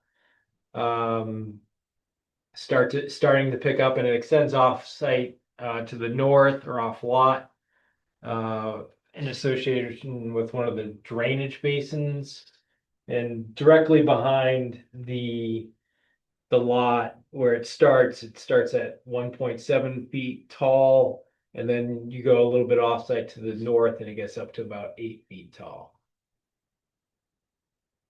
Look like most of those properties, the steepness looks to be about 10 feet. Is that? Not in this one in particular, but all the prior ones from the.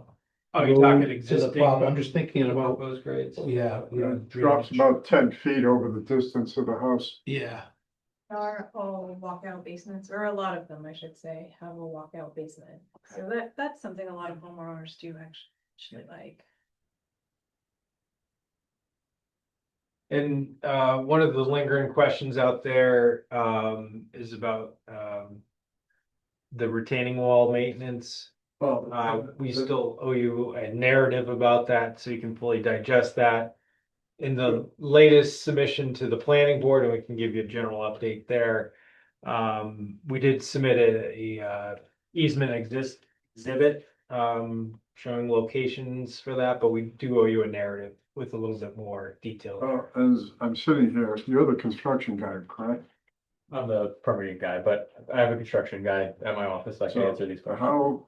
Talk to me about how you're gonna actually build that wall. So that's why we, Excavator's gonna be in around the 50, isn't it? I mean, we can attack it from the upslope side. That's how a lot of these walls need to be built, is on the upslope side, but we will, on that exhibit, we have an easement area associated with it. Some of these, it depends on where we are, adjacent to homes, not adjacent to homes. There's either geotextile fabric that goes back from the wall itself, that actually heals into the upslope. So we're actually exposing some of that upslope and putting that in. Do you think you're and gonna then- build that wall all from up the upslopes way? And not go I won't put downslope? I won't put an excavator downslope, if that's your question. But I mean, when you're placing gravel at the bottom, there'll need to be workers down there and we'll need some access down there. But as far as excavators go and that offset, I wouldn't be digging from that side. Brian, can you go back to the overall plan and you were just down with the street and show us which lot that particular one is? Circle or something with your mouse? Yep, right here. The top one there, gotcha, okay. Yeah. Yep, okay. So this was an exhibit we submitted along with updates to the planning board. This was part and parcel with the amendment request, which is not on for this evening, but I just wanted to let you know that that's in progress and we owe you the narrative for additional description on maintenance obligations and all that as well. What is the status of that? Well, we're continuing to the 24th and we're aiming to provide you additional information next week or so. But I can speak generally to it. What we're planning on doing here is taking that maintenance responsibility, which is why we need the easements, so that we can access the open space after the open space is granted to the town. That said, we do need to amend both the order of conditions and the special permit, which require us to grant the town the open space very early on, is how it's currently drafted. I think the 70th unit is when it goes to the town. Just because of how it gets built and how the site's gonna get built. We are gonna be looking or requesting that we transfer ownership at a later date. Just because otherwise, we'll be traversing that open space to construct these walls after we've granted the town the open space. Just gets more complicated. No problem, put a little toll booth up there, you guys are familiar with that, you got your name and everything, they'll just. The change. Okay. We'll have to wait for the rest of the narrative, I guess. There's a story there. This will all be reiterated when we get the full package. So it will be as part. That'll be the It'll best be spelling. during that hearing. Yeah, at least the wall portion on this lot is, the wall itself is entirely on this lot. There's a lot of overlap and crossover along lot lines or. Would you maintain maintenance of the wall in this lot as well? So what our plan is yes, we're gonna end up, the HOA, the homeowners association, the condo association would end up owning maintenance requirements for these walls. Personally, that would be my preference, rather than, because the care would be either consistently good or consistently not good. Yeah. Anyway, Disperse it on to the individual homeowners that probably wouldn't fare as well. and spreading that cost over all of the homes versus one home makes it more equitable, so. Cost and burden. About resistance from some homeowners? Hmm? Are you worried about resistance from some homeowners to doing it? Yeah, everyone has different skill sets and they know how to manage it. So we'll say this is the first time I think we've had file numbers when we presented everything. Yeah, that was today, right? Yeah. But then- But they're not showing on here. Oh, Yeah, wait, we got them today, okay, so. I couldn't come over here and write them in by hand, huh? Okay. Alright, any other questions about these 7, I believe, you said 6 and I said 8, and I think there's actually, I'm just counting them 3 times, it's 7 of them. Oh, yeah, 7, sorry. Half, split difference, right, okay, so. Brian, is there any, I'm sorry, Mike, Go ahead. Brian, is there anything coming down the pipe that's going to intrude into the riverfront more than these 7? These seem to be the most invasive you've presented so far. Is that accurate? I would agree with that, yeah. We just submitted our last batch of notices today. And there was one minor encroachment, it was very minimal. These are the most riverfront area encompassing lots. Are you selling them as a Riverview? Riverfront and wetland buffer, in this case, in these cases, some of these. Yeah, cases. there's some overlap, yep.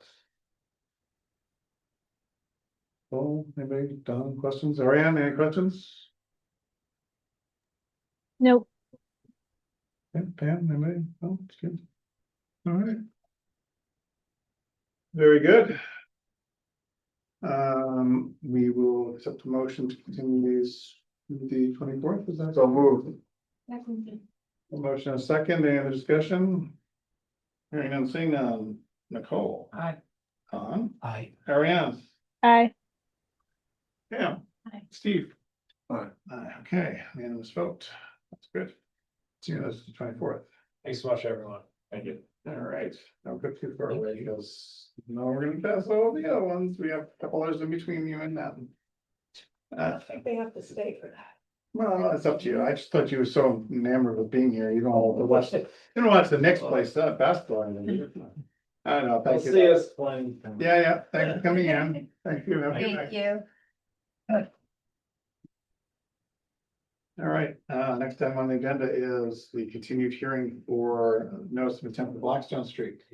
Alteration of bordering vegetated wetland BDW and its associated 100-foot buffer zone for improvements to the undeveloped section of Blackstone Street, including infrastructure, utilities, and site grading. The Jersey Wall Street Development Corporation is the applicants. I did. Moving a little slow today. This is gonna be a new plan. A new plan that showed us. Right, I'm not a Lydia. smart. Tired.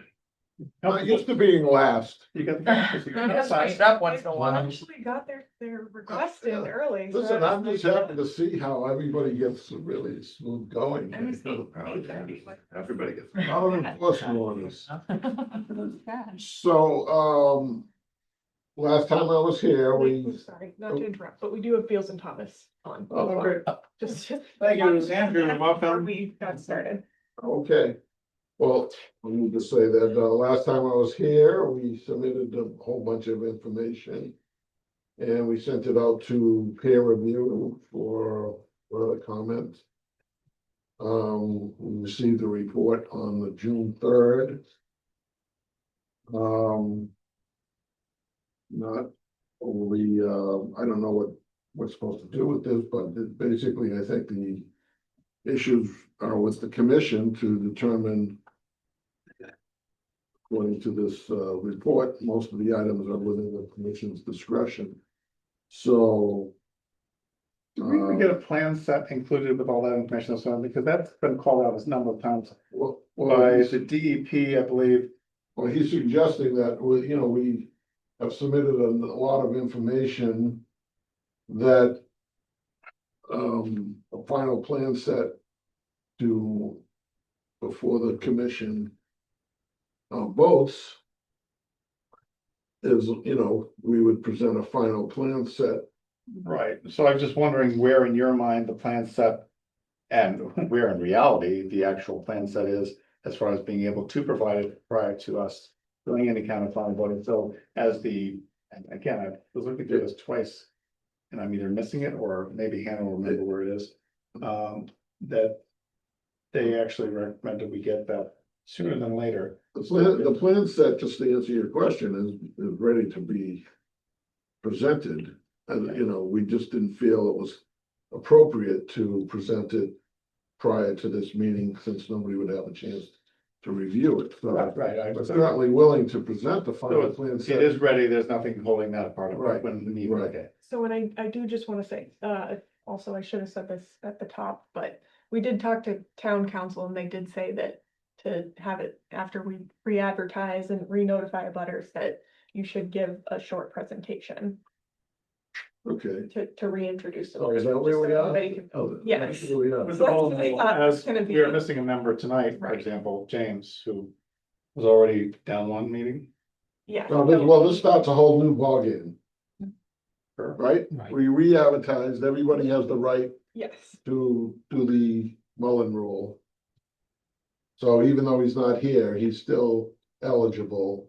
I hope. I would assume. I Well, didn't know until today, so I would have to check with town council just because I don't want Well- to say yes, definitely, but well, he's that's what eligible. I would This is assume. a new hearing. We re-advertised, re-noticed. Which means that everybody is eligible to vote. The reason we did that was because there were several members that missed more than one meeting. Correct.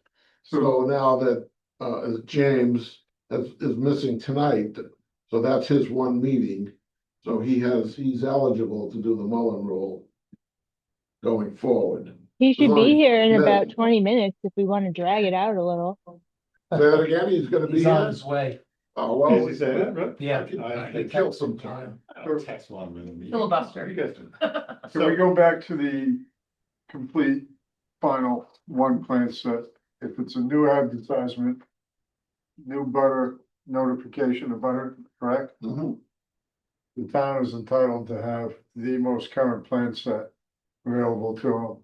Exactly. The last compile, so. Yeah. You're So ready for that? We're, based on what we've submitted to date, we have a final plan that's ready to, so not having, or not knowing what the peer review. One plan set, not multiple. One set. Suggestions. No, one set. We haven't received anything from the commission relative to the waivers. So presuming that, everything that the peer reviewer has mentioning or has reviewed, we would present a final plan set that you would look at, and we'd close the hearing at the next meeting, and then. So you're anticipating that we would discuss the latest Beals and Thomas, which is why we have the Beals and Thomas rep online. Third supplemental review is what I was for the notice intent. At this meeting tonight, not to do the 10-15 minute summary presentation without the full set of plans. That would be at the next meeting, you're saying, correct? And then If you would prefer that, I mean, a 10 or 15 minute summary of what we're trying to do basically is, I don't think we need a plan to show you what we're doing. We just talk about it as Yep, in the so narrative. I think that he could talk about it in a narrative form, and that would, hit the requirement that he needs to reopen the hearing. The finalized plan set is something that Beals and Thomas noted that there's been multiple changes and we do not have a full set of plans. But to Mr. Petrosi's comment, the waiver requests, that it is something that you could vote on the waiver requests today, and they could revise based on that if they would like to, before updating the plan set. Quick question back to James for a second and his eligibility and normal. If he is one of the people, one of the 3 members, I believe, I thought he was, that has missed already 1 hearing on this. He's missed 2. 2, So okay, that's why he. Not I counting missed the tonight. beginning And you too, missed the beginning. because I wasn't on the commission.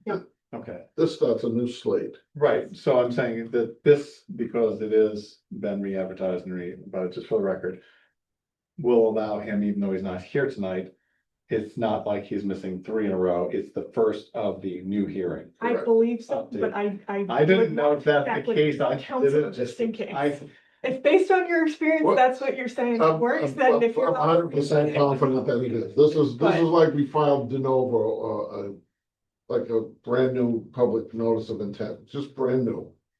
Everybody's eligible. I'm not worried about it. it's refiled, yes, correct, I agree with you, it's refiled as a new, but what you're doing is a recap. You're not starting from scratch saying we know nothing, and here's the project that I'm thinking about starting to do. It's a recap, the summary in 10 or 15 minutes, as opposed to a start of what could be months long process of a new hearing, just to be clear for the record. So that's where my concern is, that we not think that James is able to participate when in fact he's not, because it's a recap and he didn't make the recap. You can participate.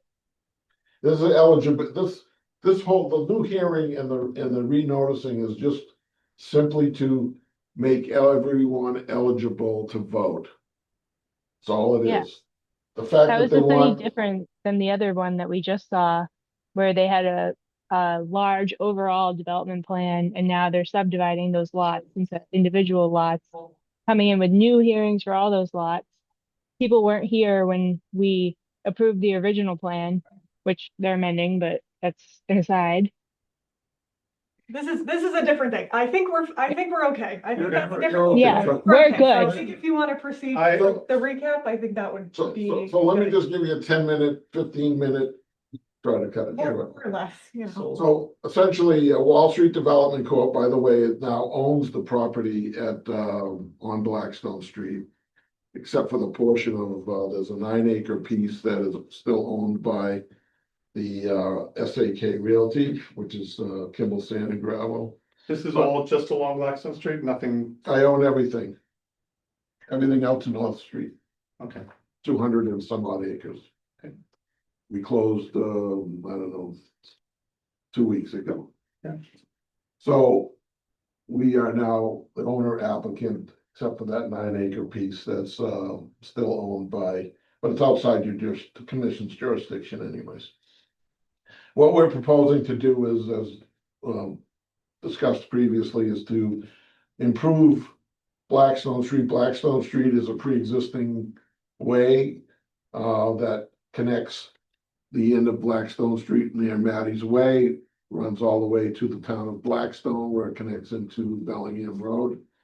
We're proposing to construct improvements to Blackstone Street, including the installation of stormwater management and other utilities, repaving stormwater basins, and with a roadway that is approximately 20 to 22 feet wide in pavement.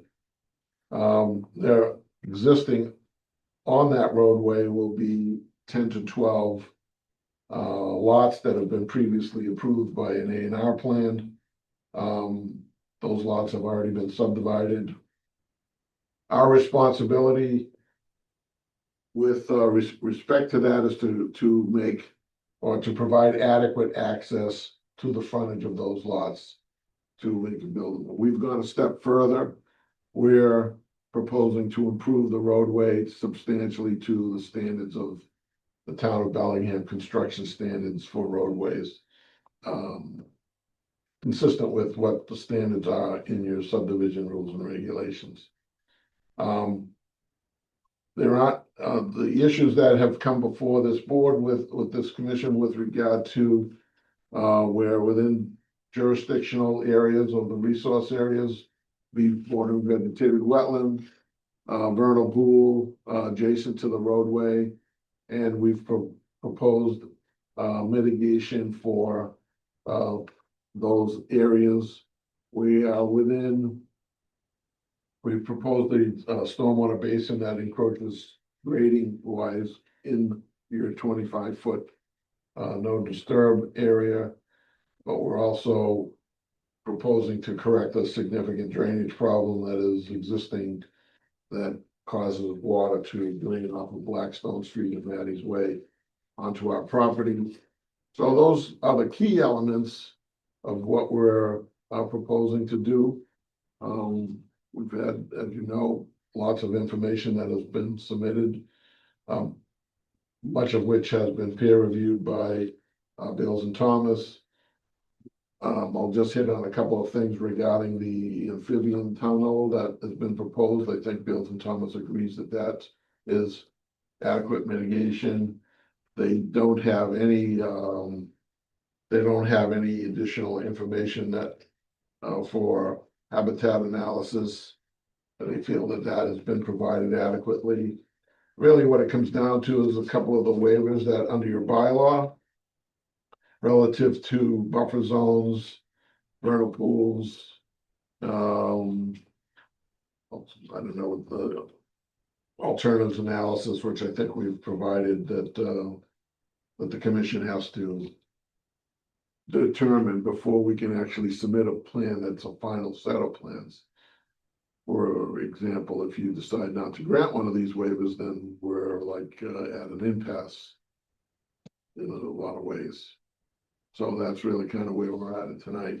So there's no sense in us preparing a final set of plans if you aren't in the same mindset as we are relative to the plans that we've prepared to date, which require these waivers. Okay. Does anybody feel on commission that there is something that, based on your experiences of to date, that needs to be brought up or mentioned as part of the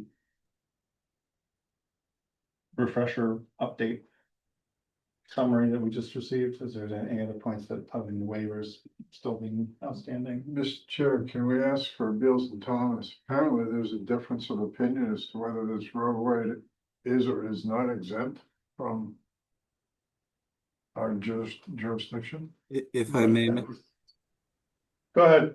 if I may, Mr. Chairman, thank you. Andrew Gorman from Beals and Thomas. That comment is in relation to a previous document that was submitted in the previous round of revisions, which had a statement saying that the road repairs qualified as a minor activity under 310 CMR 10.02. And the reason why it's important for us to make a distinction that those don't necessarily qualify the overall improvements as a minor activity under that particular statute is because then they would be exempt from filing with a notice of intent. It's work that you can do within riverfront area, within buffer zone, that doesn't necessarily require conservation notice. There are some facets of it related to utility installation in an existing roadway, but we just didn't agree with the language that it seemed to imply the project itself was exempt. So we were just making sure that that's on the record that that was the opinion. But they have filed a notice of intent. They're seeking permission to work in the jurisdiction. We're just saying that it's not exempt from filing. Right, and the response, but the GC response was no response required, and then you pointed out, I think this is whatever, number 31. It's unclear to us from this response whether the applicant maintains the position that the roadway improvements are exempt. If so, we recommend the commission include a finding in any permit decision that the proposed roadway improvements are not exempt. Yeah. And that would just be, if the commission is amenable to that, it would just be a statement that to that, unless the applicant yields that it doesn't meet the qualifications under 10.02. I forget the exact citation offhand, but it's a list of those minor activities like maintaining an existing yard, things like that. Well, I think it's a moot point in the sense that we've, as Andrew has said, we filed a notice of intent. We show the improvements. We're not looking for an exemption, so I think it's a moot point. He's just suggesting that we. That was my conclusion. Covering the basis by having a finding of sorts in your order that states that there's no exemption granted by this order relative to those activities. I mean, There's no exemption to needing to file, and you're filing anyway. Right, it's just Yeah. Is that accurate, Andrew? Yes, thank you for the opportunity to clarify. It was just something that we wanted to correct on the record as the back and forth was occurring. right. Not to beat this up, but if we were just installing a water line, that's an exempt activity. We can install that water line. Correct me if I'm wrong, Andrew, that, the overall project requires a notice of intent. Individual aspects of it relative to the exemptions, we're not looking to do that, but we have the opportunity to do that if things don't go our way, basically. Mr. Chair, does Bills and Thomas have anything they want to bring our attention to in this 7-8 pages? Yeah, and your third round there, what do you think, Andrew? Yep, thank you, Mr. Chairman. There are some things that have been sharpened throughout this process. One of the big things was getting the waivers to a point where we have them itemized out now, which the applicant is requesting. We've received additional documentation related to the wildlife tunnels. And again, we've discussed and the commission has noted the need. One second, Andrew, sorry, I don't want to interrupt you, but you said this and I was looking for it in here. Tunnels, I think we only. Sorry, tunnel, yeah. Tunnel, okay. There's a singular tunnel and then there is the culvert itself. So Okay. yeah, so just to be crystal clear. Yep. Thank you.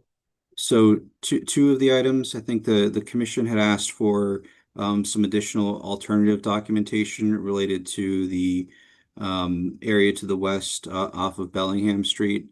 So there was an exhibit that had a linear feet takeoff, but I'm not sure if the commission is looking for additional documentation to the same extent that of the other alternatives that were proposed along Blackstone Street. So that was something that we noted coming out of this, and additional clarification on the basin's placement on lot 2 as it relates to the waiver requested for work within that 50-foot. As we understand it, it's that there's some preservation of development of lot 2 that's precluding shifting the basin outside of that area. And we're looking for additional clarification to be provided to the commission if that is the case, or if there's a physical restriction to moving that basin. Would you consider that to be I'm thinking of this term and maybe the wrong application of the term, creating your own hardship? So that's one option, and the other is physically, it's not possible because there's something geologically or stormwater flow wise or whatever that physically prevents it Physical from constraints. Yep. So that's what I'm arriving at. Is there something with the soils that's precluding it? Is there something with the subsurface conditions? Is there something with the topography that is precluding the use of that? Or is it that this lot, which I understand, and you can correct me if I'm wrong, is under common ownership and has an order of conditions on it, but has not been constructed yet? Is that the reason why we've shifted the basin from that lot closer to the resource area? So I think as the applicant is going to revise the final plans, I think some direction on how the commission feels about the Lot 2 question will be pertinent. So at the last meeting, I did ask Lou if it was a physical constraint or if it was based on the plans for lot 2, and you confirmed it was based on the plans for lot 2. So we know the answer to that. Lot 2 is under construction right now, so. Okay. Andrew, there was and I'm looking. I will say, what we've proposed as mitigation for intrusion into the 25-foot buffer zone, you've indicated that that is satisfactory for what we've proposed. Am I correct? We do find that if the commission is amenable to the development within that area, that the planting plan as proposed would be something akin to what we might design ourselves for an area like that with the planting plan, certainly. Okay. The question that you raised, and I'm not gonna, because I'm sure you can tell me which one it was about that I'm thinking was the road, the length of the road, and whether something was being considered as something else. I even went back, I had to go like 5 meetings back to find a set of plans which showed something in blue pencil line on the road. Yeah, we presented. I wasn't sure what the question was about the road thing. Well, I think was it Ariana wanted to know what the wanted us to show what the alternative was coming in off of Bellingham Street versus coming across. And essentially, this roadway is not going to go away no matter which end you come in from. So a dual access option?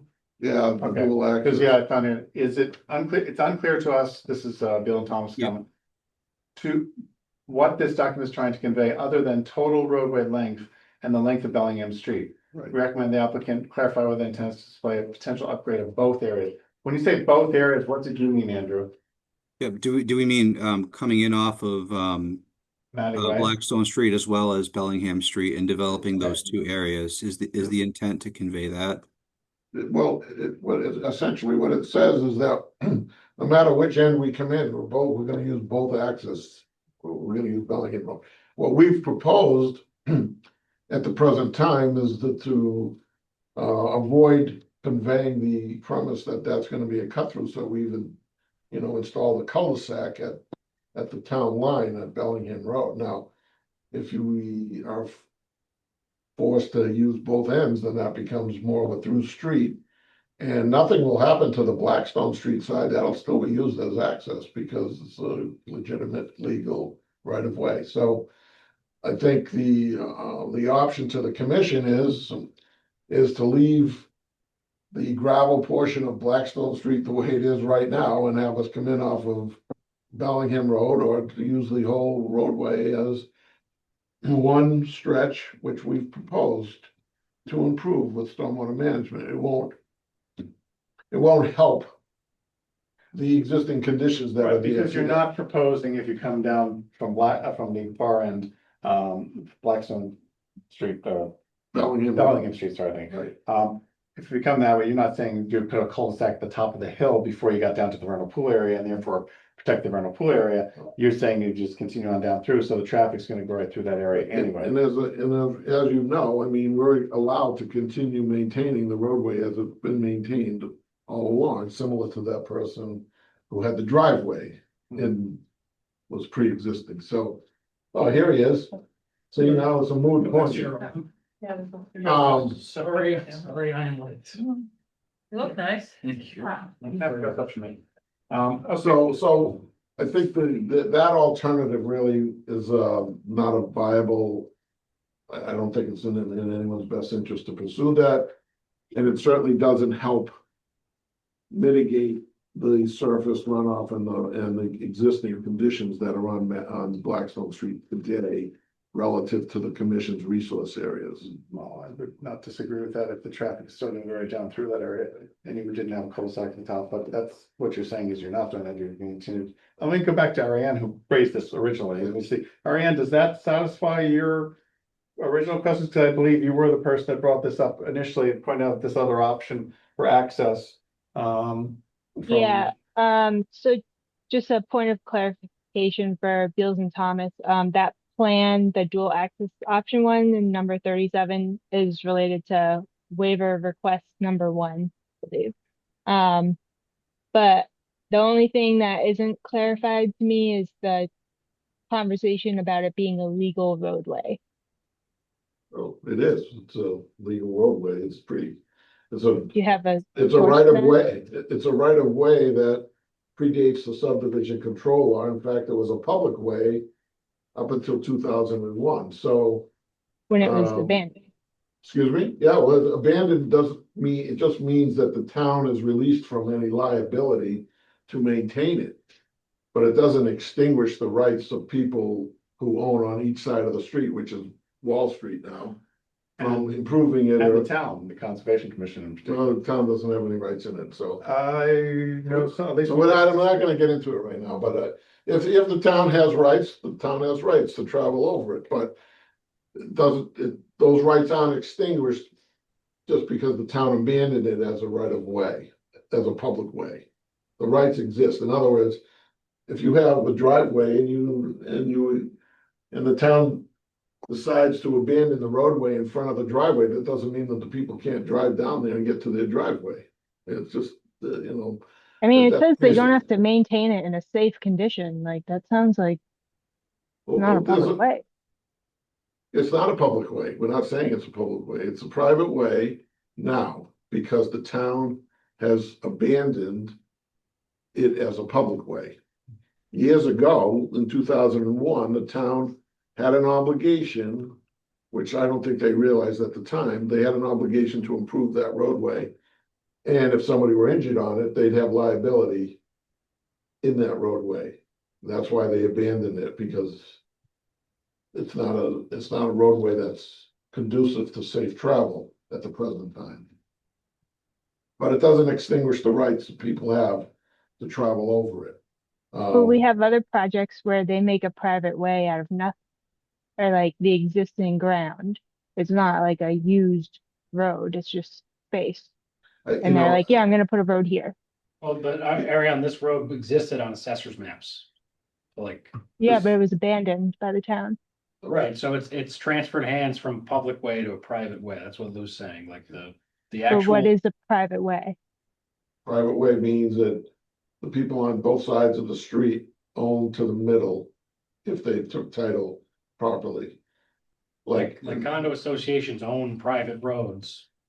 That's, if the town, there's some like developmental properties where a town might not take ownership of the roadways and the stormwater system, and it's a HOA that might own and maintain it. They still have rights under WPA to install utilities within it, like that's still noticed as a private way. They're still allowed to maintain that in its existing. Did they take ownership of it? Yes, so this is something that town council waited on, and he's right. Right. Yeah. Say it again. Oh, okay, Come on. thanks, Hannah, Did for you- making me- Come on, Hannah, I've never heard of that. I did hear something new though. Did Wall Street, you own the property now? We own the So property. it's not the Barney agreement thing anymore. Okay. No. In fact, as you get further down, we own both sides of the street because we have. That piece behind the conservation property. Yeah. Right. So I think, not many people understand the concept of the thing, but I'm pretty certain of my conclusion or my position that, we have legal rights there and under the statute, we have the right to improve it. So regardless of what the commission decides, that roadway is gonna continue to operate and may be maintained as it presently is or has been over the years, which is a 40-foot wide or 27 to 40-foot wide variable width way. But that doesn't help I don't know if, you know, the town is draining onto the, you know, the surface runoff from Maddie's Way and Blackstone Street is creating a significant flooding problem there. And we will pursue that as a No, but that's mitigation. also that's a separate issue. Yeah, separate I issue. just altogether. want to make that Yeah, clear, that's that this separate. project is separate Yeah, from that. yeah, That's exactly. not, they're not Right, exactly, coincided, exactly. so it's not a, if you. But do what, this, all then I'm just trying to make the point that what we're proposing is to fix problems that are currently existing there that, that's what this whole process is about, basically. Okay. Um.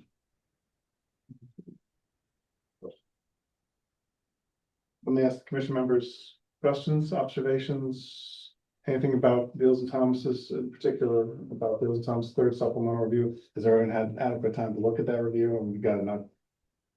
Well, it's June 3rd, so we got it last week. Particularly anything for Andrew. Andrew, I'm gonna ask a sort of hypothetical. I brought this up a couple of times during the hearings over the last whatever time period. As you go up or down, right next to the vernal pool on the, I'm gonna say it's the north side of it, because I believe we're going east-west sort of in that direction, the vernal pool side of it. The retaining wall that is probably 300 something feet, linear feet that's shown on the plans. A retaining wall is basically all, as I looked at the cross section again today, to make sure I wasn't speaking out of turn, is almost all entirely from the road bed down to the level of the vernal pool, ground level, whatever there. And almost nothing projects up above the road except what appears to be about 6 inches, of which there is a 1 or 2 inch Cape Cod berm. This is right as you're going across the other side of the culvert and the vernal pool area. And then there is a guardrail and I believe maybe a fence, chain link fence section above that. Is that pretty much? Yeah, I know there's a guardrail, I'm not sure, I don't know. About I thought I saw a fence on top. That doesn't really matter because that's not current, but I'm talking. So my question is this: if we were going to try to find a way to best protect the vernal pool, which is just feet away from, in particular, treatments, whether they're the minimal amount of chemicals or the best possible type of chemicals for treating the road in that area. Would you agree that a physical barrier would be the best thing? Because I don't think you can turn off and on, again, count a developer or road contractor to turn off and on a salt sprayer or whatever, de-icer or whatever they're using for the road, and you're about to go up a steep hill, so you certainly have to treat things safely. You don't want an icy patch at the bottom, and you don't want anybody, slip off the road. But there is no barrier there. 6 inches is nothing. That's not gonna stop, guardrail is not gonna stop stuff from flying off of whatever vehicle is treating or whatever type of treatment is being done on the road. In that type of situation, do you at Beals Thomas have experience with what options might exist? So I think that question might be a little bit more in the realm of engineering than I myself would be able to speak to. I do know that in some sensitive areas, machine operators will indeed toggle on off and things of that nature. It's certainly something that the applicant could explore in the forthcoming plan set, raising that Cape Cod berm up a little bit to give a little bit more relief and making sure things are getting closer to the catch basin. Stacy Minahan from Beals and Thomas is also with us this evening. I saw that she unmuted. I'm not sure if there's something else that you'd like to add. I'm sorry to be late. I talked with Hannah earlier and had a conflict until now, so apologies for my tardiness, but just wanted to jump in on that one. So that's not something that we've had specific experience with on sites that we've either peer reviewed or designed ourselves. I think, as Andrew noted, if it's something that the commission has noted of concern, which I think is fair, the best approach is to have the applicant propose and address that commission concern, as opposed to the peer reviewer proposing something. If we had experience, I could certainly give some ideas, but we haven't necessarily. I will second what Andrew said in terms of the toggling on and off. I think having, an appropriate safety treatment, like you noted, but also with consideration of the sensitive area does make sense. Well, Mr. Chairman, I do have a lot of experience with these situations. So the stormwater management system captures all of the runoff from the roadway into a catch basin that is channeled and directed into a detention basin away from the vernal pool. What you're talking about is a truck coming down the street, salting the street, and you're afraid that that salt is gonna go into the vernal pool. I'm not afraid, I'm sure it will go into. No, it won't. It won't go into the vernal pool. Can I clarify? I think the chairman is worried about the physical salt leaving the roadway, not being caught in the roadway and moving from there. But we do Correct. have the snow and ice management considerations. Which doesn't address that in any way that I saw. Well, it's no salting. Right. So, and just have But I- conditioning sign. What does the town of Bellingham do there? You have these resource areas all over town. We'll follow whatever the town of Bellingham does. I don't know. Okay, well then, No why salting. put the burden on us? Well, because you're the one that wants to come into the area and do things to improve the area.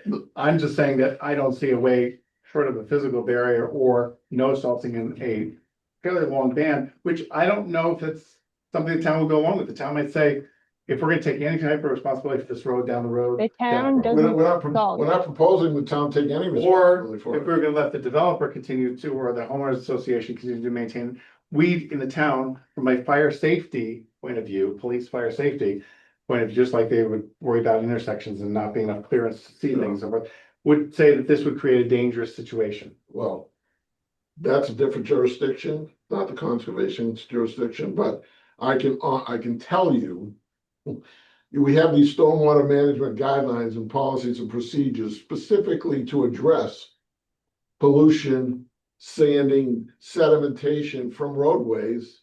That's why we go through these. Landing on the roadways and traveling down the roadways, as Hannah said, is not my concern. It's, as it comes off the truck, it's gonna go over that 6 You don't- inches and go right into the vernal pool. You don't know that.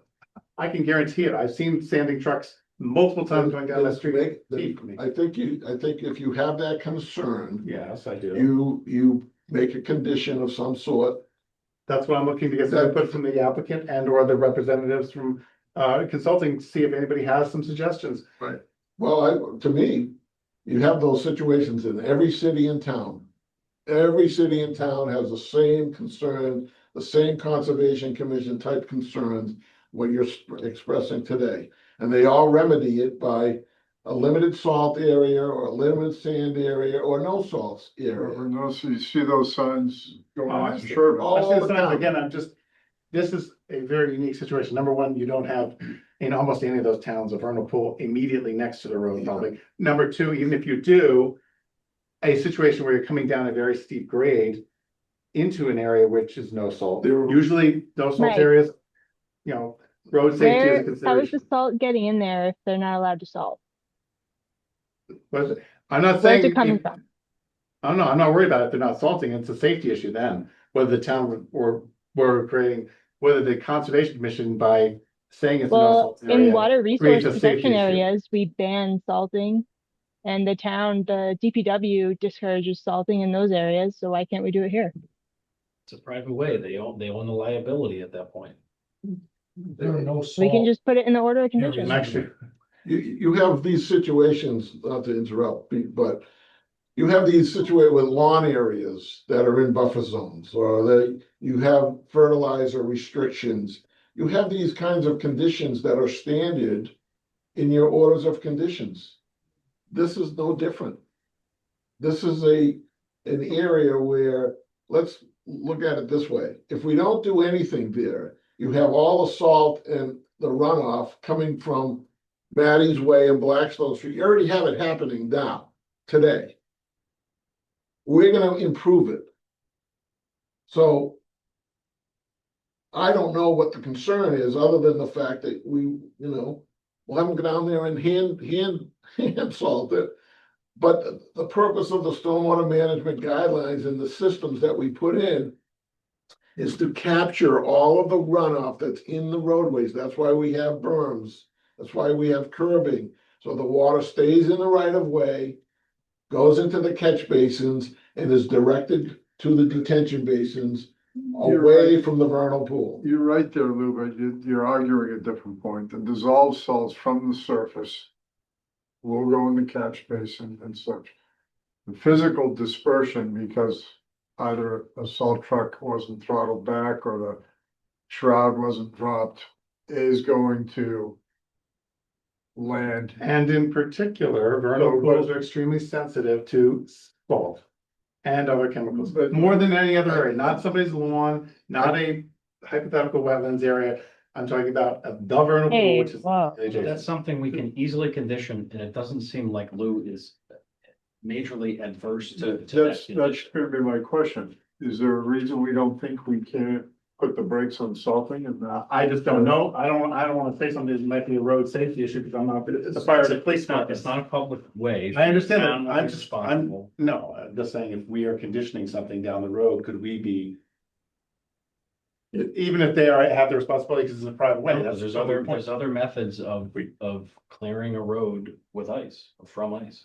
Which we do Salt is have, not the only we way do it should have be the used. snow and ice management considerations, which are mechanical removal preferred first, traction materials, and then acetate-based products. So that would be like the flow order, and it would be a ban on salts. Not every storm requires salting and sanding. It's just so. Anyways, we'll try to accommodate whatever your concerns are, but certainly we can't be held to a higher standard than the town of Bellingham, which you say that there are no vernal pools next to roadway. There are vernal pools everywhere. You can go down 128, 95 Mass Pike, there are vernal pools everywhere. Everywhere. Every basin that they put in becomes a vernal I pool. think we condition it tightly to our satisfaction and see where that takes us.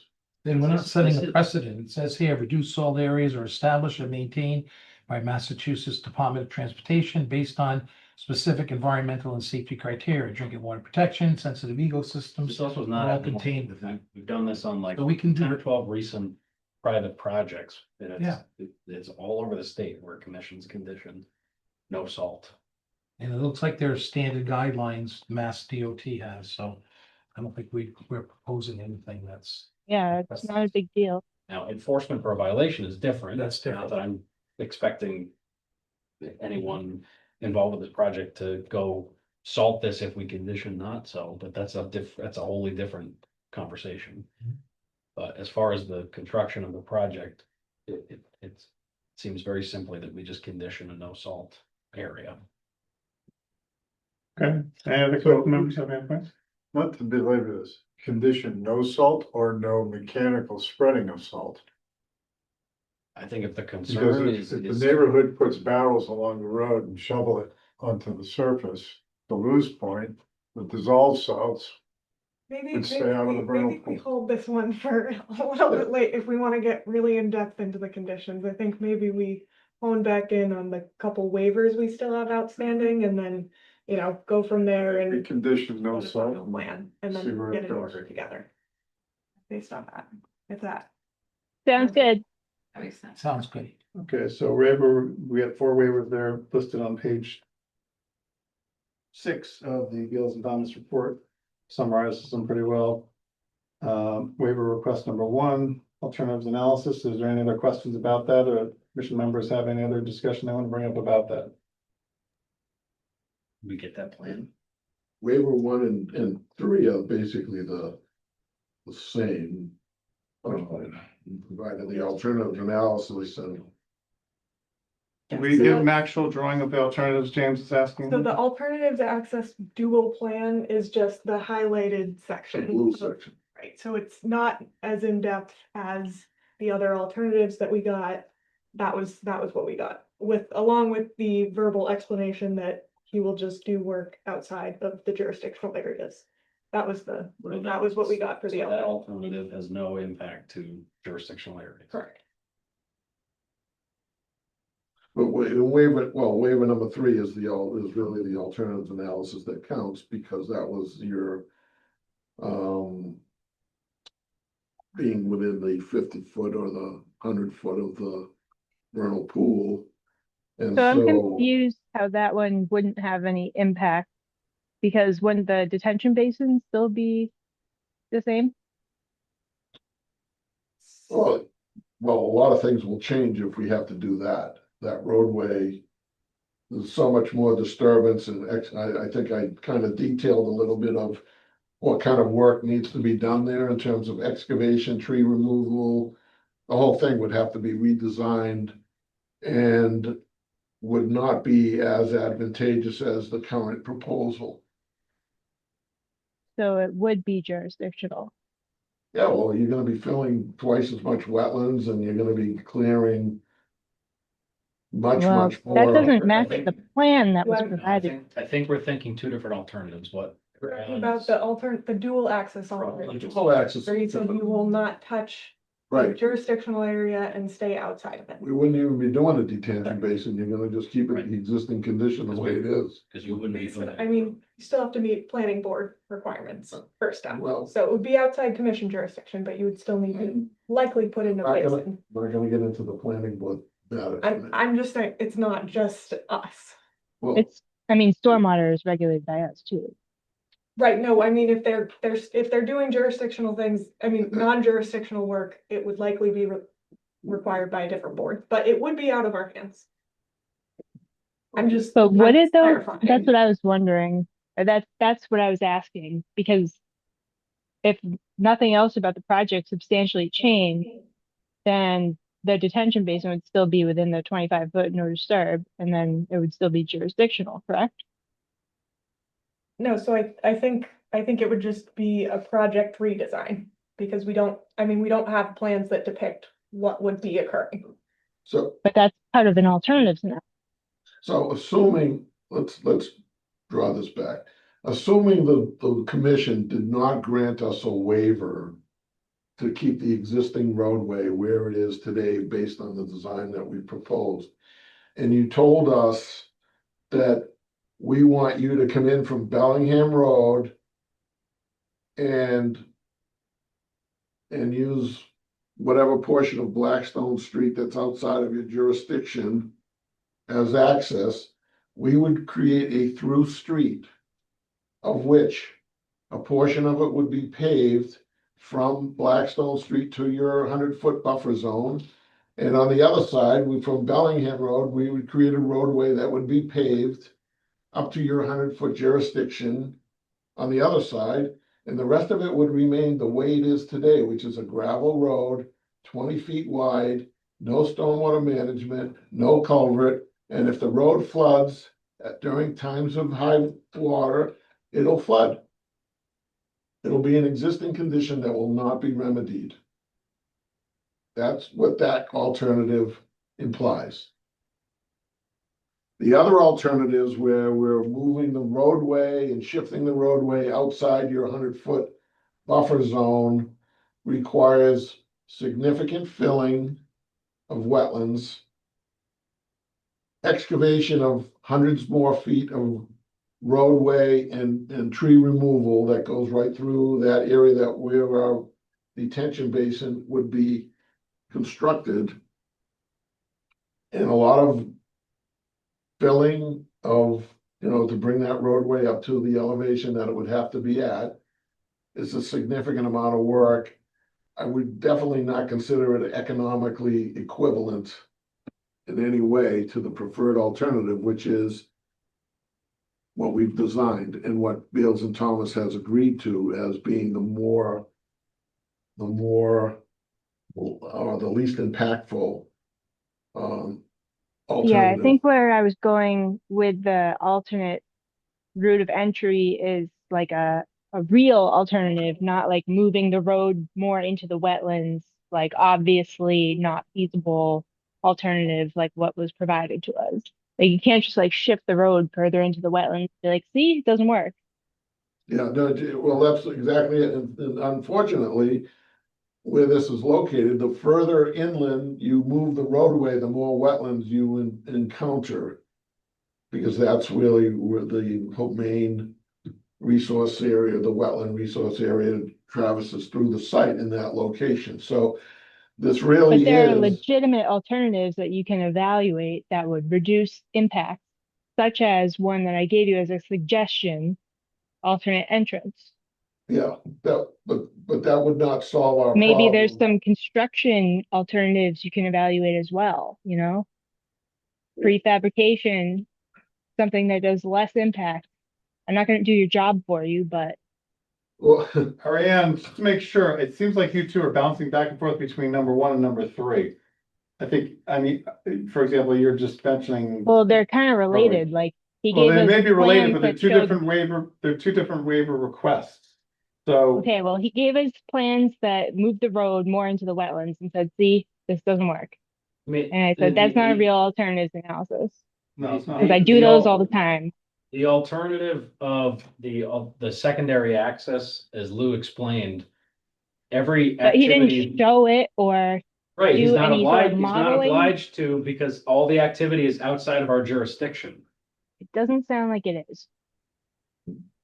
He's saying, if we say, no, you can't build within the vernal pool buffer. That's he not will- what we're saying. We're saying, I said, I only suggested come in through the alternative access that doesn't involve driving across the wetlands. Right, from Blackstone. Yeah, because he has like Right. stockpiles in the 100-foot and all that stuff. So what happens if you start at that area? He's saying he would pave up until the 100-foot buffer zone, stop there, leave it as it is in our jurisdictional area. Yeah, and then without pave on stormwater the other management. side. right. You'd That's have not an gonna exi- happen. Which I'm just saying, again, you can disagree, but even if it is outside our jurisdiction, it doesn't necessarily mean you don't have to conform to stormwater management standards because of other boards that regulate that. So that's just, but it would be outside of our And because jurisdiction. of NIPDs, I mean, come on. Well, it depends, but yes, but it would be outside of our hands. Right. So he's not, if that's the alternative, he's not obliged to give us that. And what if the alternative only because place it's we could outside of put our that jurisdiction. stormwater was within our jurisdiction? Wait, I don't understand what you're saying. There's too many what If ifs. the activities are outside of our jurisdiction, we can't require him to show us them. It's not though. Yeah, but, Jurisdiction. but Wait can't we a second, one say, time, Pam, go ahead. can't we say, is there a legitimate alternative outside of our jurisdiction? And show us that? That's what he just explained. I just did it. But He he- didn't Yeah, but show I it think that's though. what's area, Right, but he's not required to give that to us because it's the activity that he would be performing. Sure on he that is. He's is not required to within give our us the jurisdiction. entire that's- project. that's what And he's perform asking the waiver alternative for, that's a analysis. part of our bylaws that he has to has to give these alternatives, right? Yeah, I don't think it requires a plan set though. I mean, I think it's kind of subject to the commission. It gives a lot of flexibility to you all to ask for what you would like to see. Right, an applicant can't just So- say, oh, this wouldn't work. They have to give some documentation, some sort of evidence, some sort of proof. I mean, Lewis talked about cutting a lot more trees if you move the road way to the south to avoid the vernal pool, get it far away. And you're bringing in more wetlands and so forth. And anecdotally, and even looking at a set of plans of the resources in the area there, it may seem to be that's actually the truth and they're accurate. But Well, that is it- the truth. Is but it it's- an analysis? The answer is no. So I think we've moved away from that, because he did give us full plans and Beals and Thomas did evaluate those and agreed with his evaluation. I think we're still just stuck on the alternate access. I think that's Number one, waiver one. waiver 1 and also waiver 3, but I mean, they're kind of combined at that point. It's essentially, do we think there is an or do you all think there is an alternative that is Better. less impactful than the preferred alternative? That's, I think, the root of the question. When we were given the alternatives analysis, did it include that dual access option? So, can I just say one last thing about this dual access thing? And I think I've mentioned this a couple of times. If you want this roadway to be open to Bellingham Road, this is gonna be a throughway street. Regardless of whether or not you give me my waiver or not, Okay, plain and simple. That roadway will be paved to your jurisdiction and then it will remain and maintained as a gravel roadway out to Blackstone Street. I think you're Plain and getting really simple. stuck on the fact that you think we're not gonna approve the road. I don't know what you're planning on doing, because I can't. I just wanna see a legitimate analysis of like, here's That what is- I'm doing to reduce the impacts. I'm doing the best I can. I've completely lost myself into this, you know, we've provided the information, it's been reviewed by your. I'm just trying to see if there's additional information that you're being asked for specific enough to act on. Pam? The one thing that I think. Yeah. Is that, sorry, I lost my train of thought. Hold on. So I understand that if the access was through Bellingham Road, there would be this new road and that gravel road would still exist. The reason that I'm interested in hearing about that and quantifying that is because you're asking us to improve this roadway near the vernal pool, which is a sensitive habitat. And I just want to be able to look at all the alternatives and say, I believe this is the best option for the vernal pool that increases, you know, that improves the conditions. Because that's what I'm looking So for.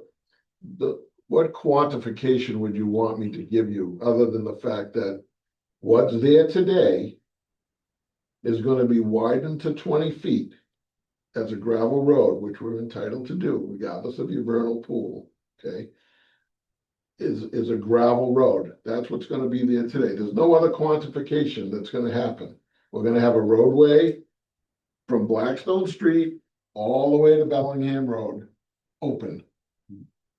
That's the bottom line. But we would know the numbers of how much less it would be impacting and, you know, like we would have some quantification. If you're saying if it was the dual access, what the difference would be between what's proposed?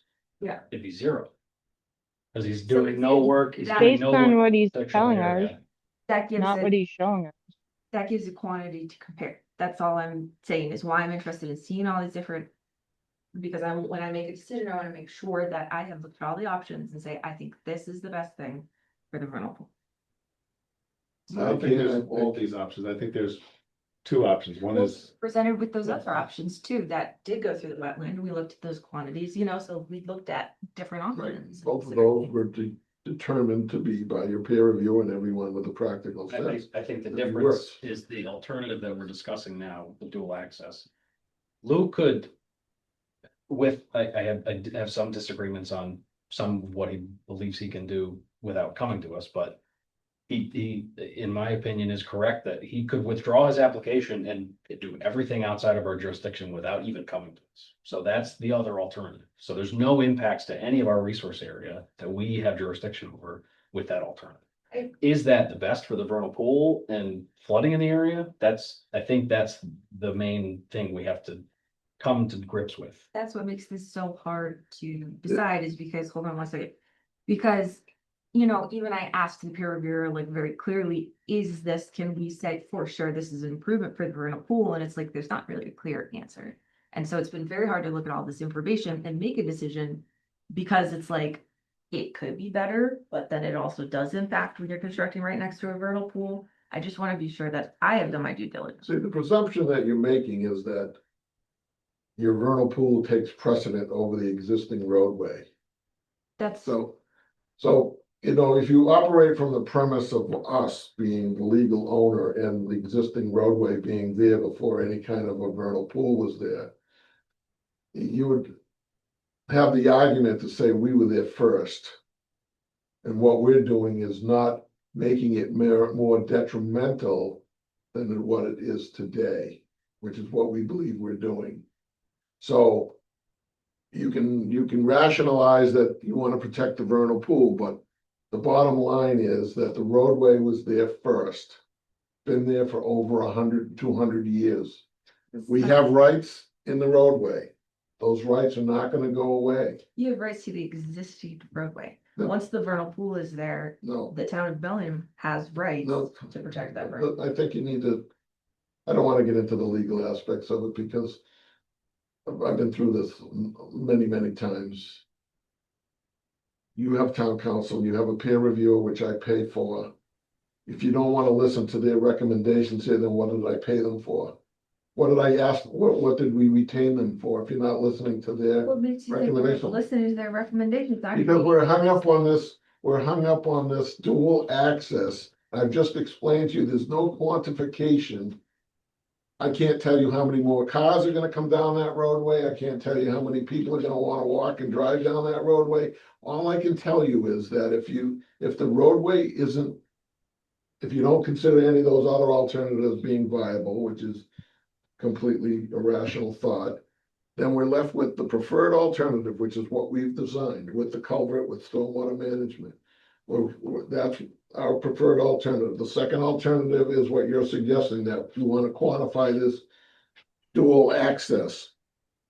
What you're gonna have there, if you drive down near Blackstone Street today, you're gonna have that roadway cleaned up, 20 feet wide, paved up to your jurisdiction. Then it's gonna be a gravel roadway to the other side of your jurisdiction, and then it's gonna be paved out to Bellingham Road.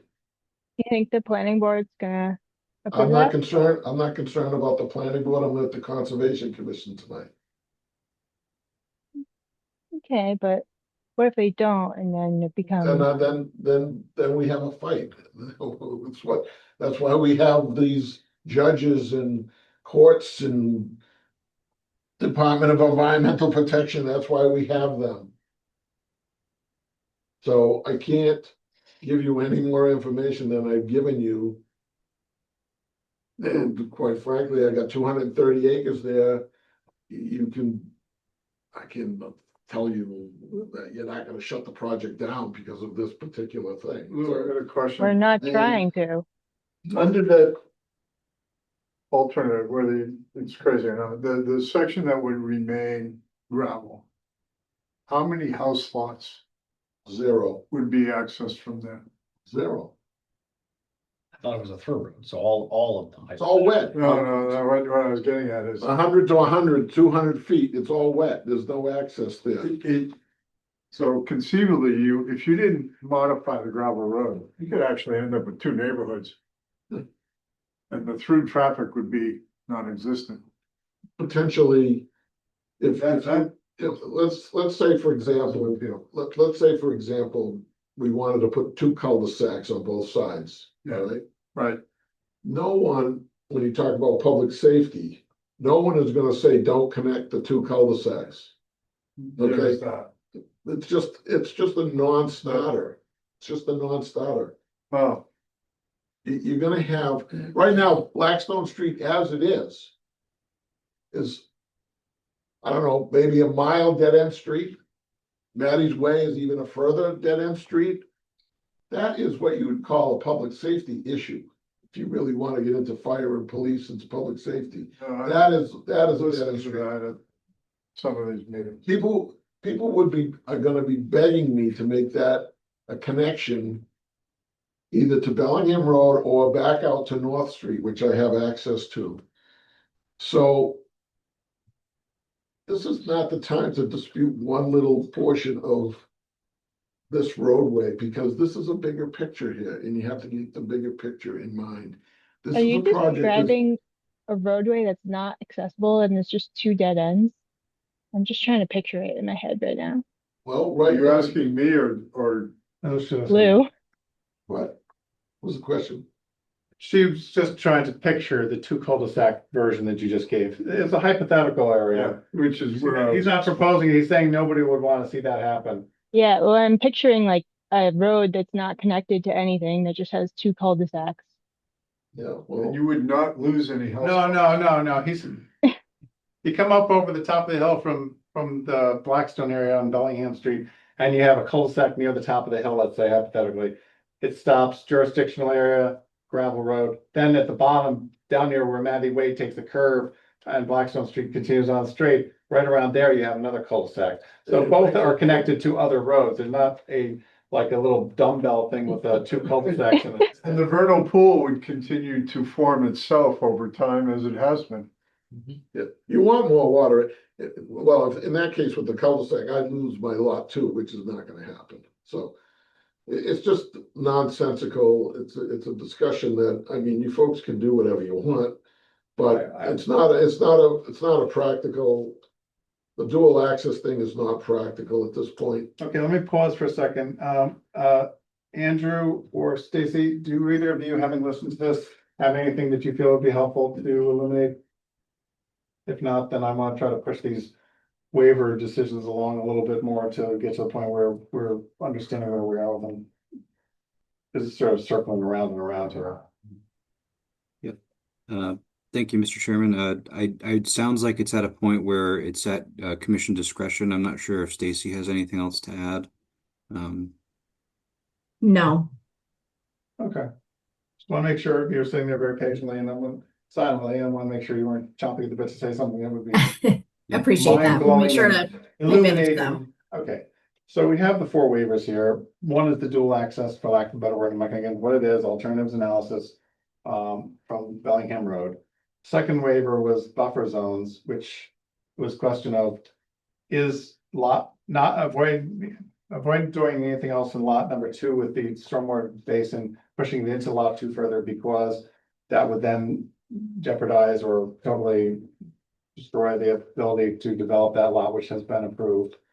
Or is it physically a problem? And I think we've got the answer to that. There's no physical constraints necessarily to moving it into lot 2 further, but it is a hardship on the applicant to take a lot that's been approved and to have it not be functionable as a lot because of us moving this basin over.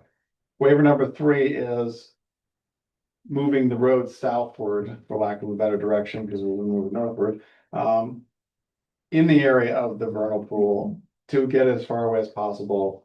What would the impacts be? Is there an alternative analysis for this? Although one has not been written up in a formal documented form. Well, I'm sorry, We did. Sorry, no, I missed that. Although one has been written up in a documented form, whether all the commission members agree that with the Bills and Thomas analysis that this is, and correct me if I'm wrong, Andrew or Stacy, that you agreed that, Liz said, you've been agreeing that this is the current plan, by the applicant is less impactful than moving the road southward through the resource areas. Then overall, it gets it further from the vernal pool, but otherwise it's not good. yeah, if I may just to clarify, within the undisturbed portions of the BBW, correct? Yep. Correct. And then waiver number 4, which is probably the easiest one, probably should have started with that one, is indicating trees of 10 caliber or greater in you take no issue with this waiver. Yeah, so we've already, I think, agreed with the applicant that we would just do the 6-inch trees right around the area of Which we have located and which will be on the final plan. Okay, thank you. That's all. So I think waiver number 4 is taken care of, unless somebody else has something else about waiver number 4 on the caliber trees. No. Okay. I mean, I think waiver number 1 is taken care of too.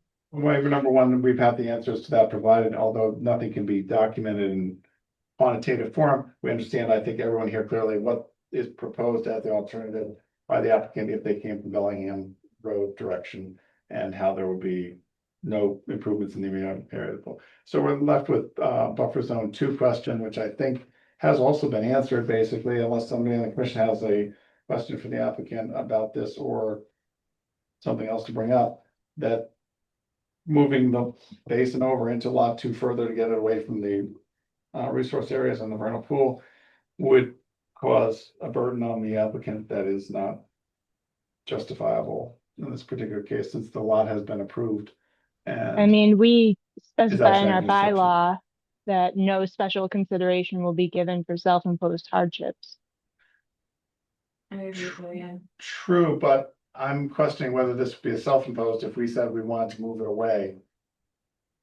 And it wasn't the applicant saying, well, it's not the applicant saying, I'm just trying to be clear on this, it's not the applicant saying, I want to move this vernal pool over further, but I can't because I'm creating a hardship. It's us saying you need to move the pool over further away from the vernal pool, sorry, the basin away from the vernal pool. And Well, it's the applicant yeah, posing work in the no disturb zone because of conditions that were already approved on another lot that the applicant also owns, which we stressed at the beginning. We don't like project segregation and want to see them all together. But we didn't have that opportunity. And right. if we I can only had, deal with what we don't have the opportunity to do. You're right. Well, You're right. let me just say, in my defense, Ariana, we are, as part of this intrusion into your 25-foot no disturb area, we are providing a significant amount of stormwater mitigation that is the town's responsibility for correcting at this time. So I would consider that to be a valuable mitigation that the town should consider, that the commission should consider. In addition, we have proposed, and Beals and Thomas has agreed with, that we propose a significant amount of restoration and or additional plantings to supplement your 25-foot buffer area, which is quite, I wouldn't consider to be a highly valued 25-foot buffer zone. So those are things that I will say on our defense. If the only reason why the basin intrudes into the 25-foot is for grading purposes, we can change the slope of the berm to a 2-to-1 and reduce it further. We could put a retaining wall. We could do a lot of things there. But what are you trying to do there? Are you trying to create an eyesore, or are you trying to do something environmentally sensitive to the area because of the things that we're doing? I don't think they want a functional stormwater base. Good. And I would like to just clarify again, they are two separate issues. So the stormwater on Matty Way, Blackstone Listen, Street. If I I just could would take like to a- clarify. Part of the they plan, are let's two clarify separate it, make plans. it, let's make it specific then. We are proposing at the commission's request to handle stormwater that is currently flowing down the roadway that is uncontrolled. And we're putting it in a pipe and putting it on our property without the benefit of an easement. And we're doing that as a consideration for the approval of the project. That is not two separate things. That is one separate thing that's on the plan that goes into your 25-foot no disturb. I'm happy to take it out. If you're gonna take our basin out, we're gonna take back all of our other things. You can't have it both ways. I'm just clarifying It's for not the a record. You're not clarifying I- it, you're complicating it. I'm just letting you know. Does Beals and Thomas have any comments on what the things Lou was saying about the basin? Basin observations, Andrew, Stacy? Yep, thank you for the chance to elaborate. So as the applicant did mention, we did review the buffer plantings in the basin area. He's proposing a New England conservation wildlife seed mix, which is something that is pretty common for disturbances within the buffer zone close to resource areas, shrub plantings that appear to be appropriate to us. I think it comes down to whether or not the commission, how the commission feels about lot 2, in terms of whether or not this should be shifted. But if the commission is agreeable to the position that the location as proposed is where we want to move forward, then we have some agreement with the buffer zone restoration plan as presented in the documents. That said, we do want to see them, whichever direction this takes, on the final plan that the commission will be in receipt of. It sounds like we want to make sure all these different parts do make their way to the final plan. Sure, can I ask Andrew, Andrew a would question? it matter to you if the buffer zone restoration is on like the slope of the basin itself? So that can matter. So there's also maintenance considerations of the basin. So there's certain limitations with what can be done. I've seen issues with construction tolerances with roots going into basin walls and things of that nature. So trying to be mindful of that as well. Okay, one sec, Stacy, before I jump to Steve, you have something you want to say? Yes, thank you. I just wanted to note 2 of these items that we're talking about are sort of beyond our area and would be more, I think, legal questions, but wanted to call attention to the commentary about the stormwater from the other roads that's flowing and the fact that the stormwater system for this project will be mitigating that. I don't have enough of the background to know whether that truly is sort of, it sounds like Mr. Petrosi is indicating it's sort of an above and beyond, right? Like he wouldn't have to do that, but he is doing that to help the town. So I just wanted to call attention to the fact that that's not something that Beals and Thomas can really weigh in on. So by not saying anything, we're not saying that we necessarily agree with it. Because there are, you know, requirements to manage stormwater on your property for where it's coming from. Now, that said, I also understand that if town runoff is running onto property, sometimes there are easements involved. So that's really more of a legal question. But just wanted to say that out loud. And then the second aspect regarding the lot 2 discussion, again, somewhat of a legal issue in terms of whether it's a self-imposed hardship or not.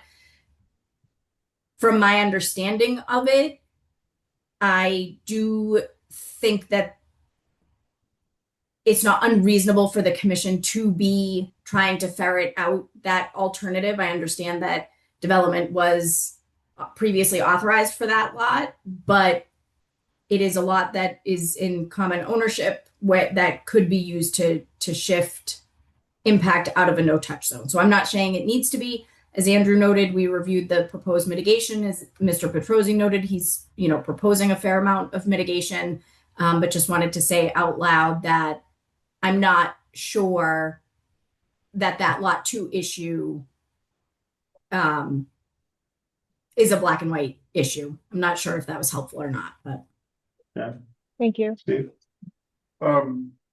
This question is for Beals and Thomas. If you were to step back a little bit and view the whole wetland system over multi-acreage,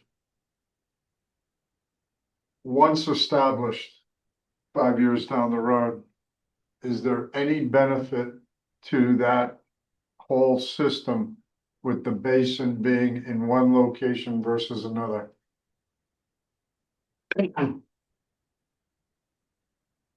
So the question is it more advantageous for the wetland, for the basin to be closer or not? Am I understanding that Yeah, correctly? well, Yeah. if we were to deny the request, the basin stays in lot 2. If we approve the request, it shifts over. If you ask that question relative to the whole wetland system, is there a benefit to the wetland system with the basin in 2 or in the proposed new location, or once it's established, will all things even out and it would reach whatever norm it's gonna reach? Yeah, can I jump in on that one, Andrew? And, Yep, and then certainly. certainly jump in as well. So I think that's something that from a stormwater standpoint, which is really what would be affecting the wetland in terms of water and all of that, it would need to be designed to still kind of match pre and post for the different watershed areas. So I don't necessarily, and this is a very specific engineering question that cannot be answered just off the cuff, but there's nothing jumping out at me saying that from the overall wetland system perspective, there's a major pro or con with either location relative to each other.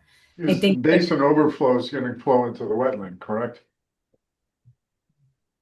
ultimately, It I will- believe it. Yep. It will drain into the wetland. Yes, which is typical to help maintain the wetland hydrology, you know, via overland flow. So is it reasonable to say that long-term, the whole, assuming that the basin's designed to proper standards, which I imagine it would be, that there's no effect with it being shifted? in terms, yep. Yeah, do you mind if I just, I think, I mean, I think this is, they've been trying to get at a little bit, this is kind of up to the commission's discretion based on the bylaw. No, I understand, but they're So I think that's behind a them. really big, I know, You but I answered think it's the a really engineering big, question. like overarching, okay, it's really up to the commission's discretion. In a basic world, the water's gonna find its way to the wetland regardless, whether it's in. Right. So I think in either, Where that basin is. So I don't think it, like, not that it's completely moot, but in the grand scheme of things, we have a storm, that water is getting to that wetland. In either place. It might take a Right, little, and- it's further away, but. Right. Whether it's, via infiltration, overland flow, et cetera, because in either location, you would still be designing to the stormwater standards. I don't believe that there would be a difference for the wetland system overall. Again, to actually like analyze that. That answered the question. That was kind of. So, The- can I just say one thing about your bylaw? Okay, it doesn't mandate a no disturb zone of 25 feet. Okay, it's a finding that the commission makes. May is the word that's in your bylaw, may require up to 25 feet. So the fact that we are inside 25 feet doesn't require the commission to say we want 25 feet. It simply requires the commission to make a finding of some sort that says, given the circumstances, we think this basin being inside of 25 feet is reasonable considering the mitigation that the applicant is providing vis-a-vis plantings, restoration, mitigation. That's what your bylaw says. Doesn't say you require, it doesn't require a 25. It says a minimum of 25 feet. It says may require. Yeah, a minimum. May require. That means maybe we would require more. Please, let's not get into the semantics of it. The Yeah. bylaw speaks for the bylaw, you gotta read the I bylaw. agree. Okay, it's a discretionary, it doesn't mandate 25 feet. It says may require up to 25 feet. No, it So- says a minimum of 25 feet. But I agree, let's not talk about the bylaw. Yeah, okay, all right, let's stop, okay. So, I don't think that there's any more questions about number 2, we've been now pretty much down. Number 3.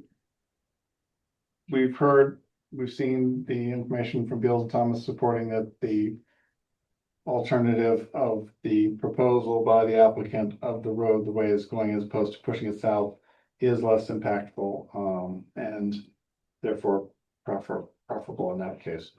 So I think we've covered 3 adequately. Question 2, we just spent quite a bit of time talking about that, both from an environmental point of view, as Steve was just bringing up, as well as Stacy mentioning, and it's not in their jurisdiction, that it could be a legal thing, whether it's an actual real hardship and whether we can make that happen. The bottom line is, do we really care if it happens enough to make that attempt to try to determine if it's legally doable? If the commission wants to, or is it environmentally having some plantings around an area that's closer to the vernal pool and the buffer zone, and the non-disturb area is by a matter of, 50 feet? How far were we moving it into lot 2 if we push it the other way? If it's 100 feet, less than 100 feet. Anyway, all I know is it will affect the, what has been approved there such thus far. right. That goes in the leach field with what? It does. Right, okay. So, Mr. Chair, can we, vote on.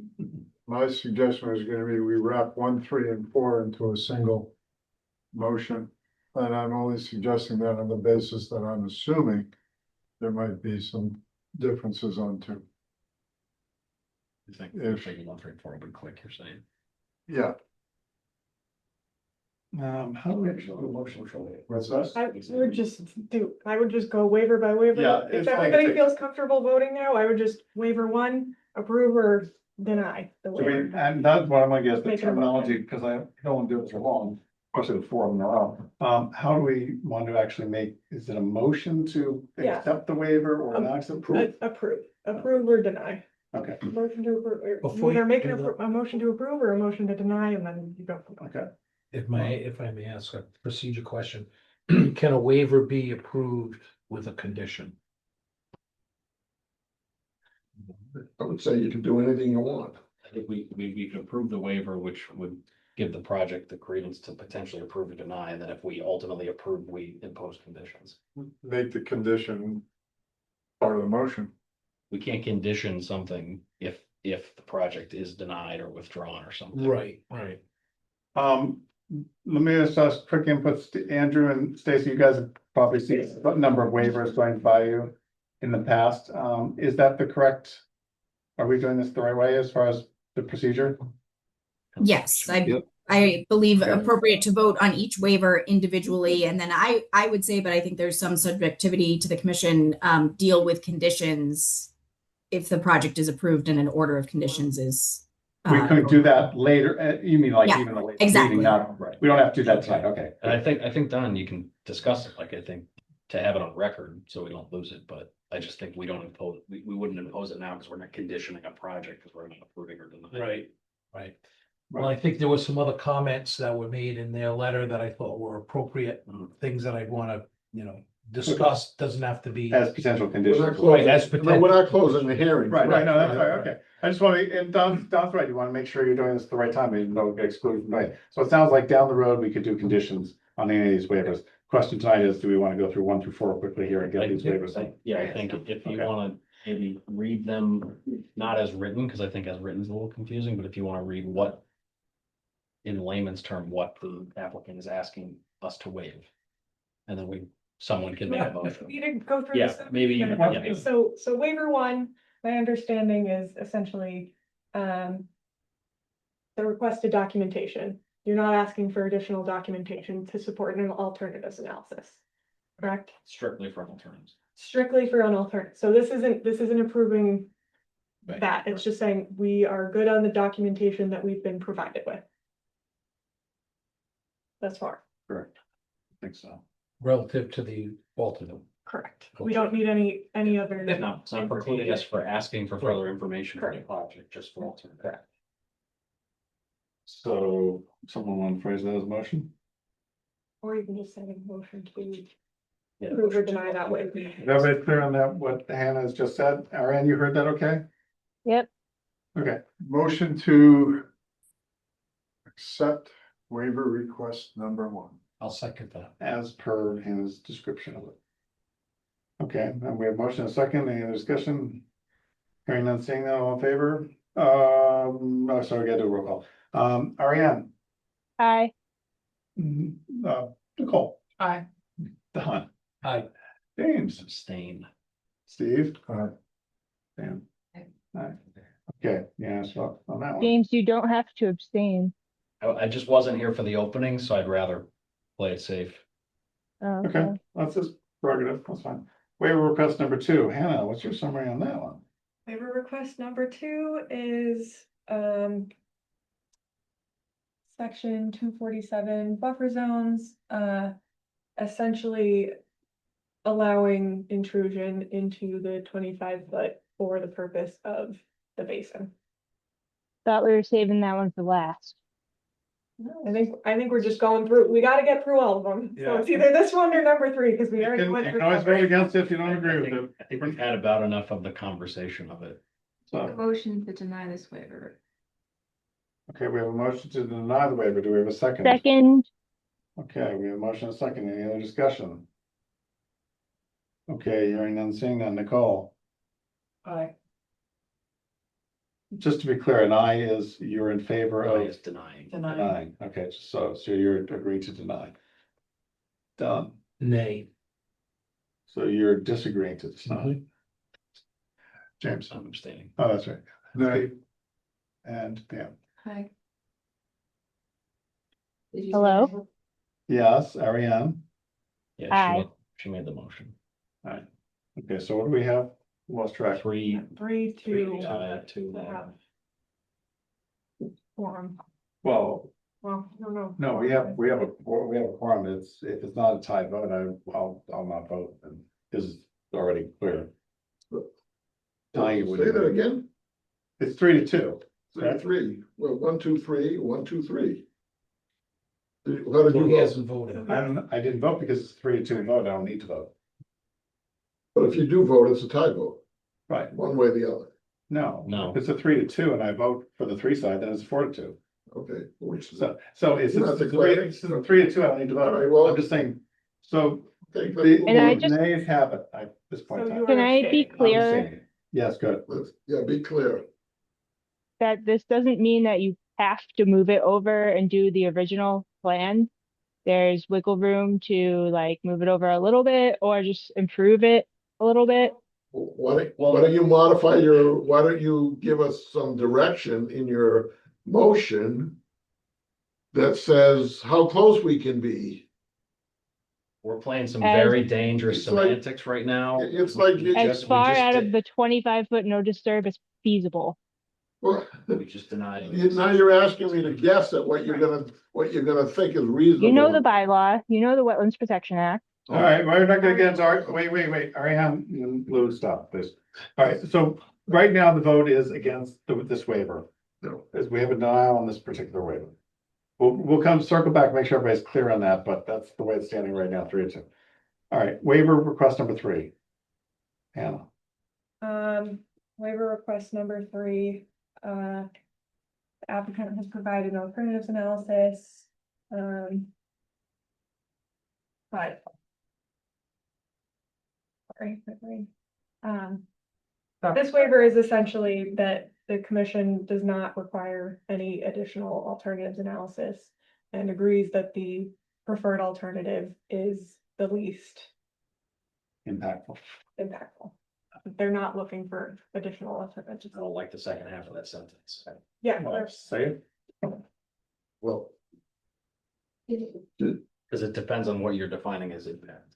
so the request is for the waiver of the buffer zone. He hasn't been specifically Okay. being able to build near the vernal. I thought that's what this one was.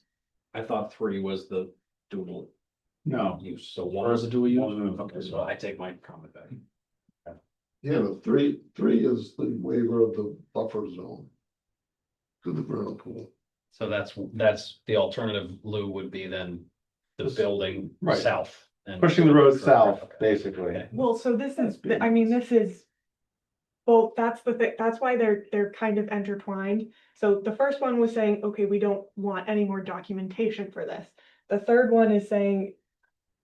That we believe this alternative is the least impactful, because essentially.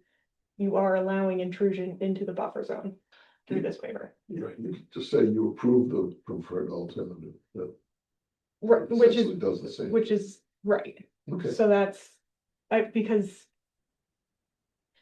Allowing, and the waiver is. We're That talking we- about, oh, sorry. We find that the alternatives presented have produced one that shows favorable results, or the most favorable results, and are issuing the waiver of the impacts to the buffer zone that we normally don't allow under our bylaw because it's the most feasible alternative. And in the alternatives we're considering that dual roadway. We just said we don't need additional documentation for it. That's an alternative that we included into the ones 2 and 3. That's my understanding. I don't know if It that's sounds clear. like from 1, we're saying we don't need any more documentation for any alternatives. Yes. Number 3 is we are making a finding that the preferred alternative that was proposed is the least impactful to the vernal, to the resource area. In the Essentially, area. that you would allow alteration of the 100-foot buffer zone to the vernal pool because you believe it is the least impactful. In this scenario, does that? I don't know. That makes sense Sounds to me. clear to me. And I mean, like, wording wise, is there? Just the least I had the sticking point of the words least impactful because the dual access alternative is just logistically the least impactful to the resource area. But it's not Well- being considered as part of waiver request 3 because it isn't considered an alternative of that crossing. Let's be real here. I think it is. Despite yeah, the considered an insistence alternative. of But I Lou, don't think we can make the finding that the proposed is the least impactful. That's why I'm worried Okay, about. so maybe it's just. it's gross- not the least impactful. I think. Or I think it's the other appropriate one for a isn't the least. commission in their discretion to approve a project that it may be more impactful to a specific resource area. If it is feasibly.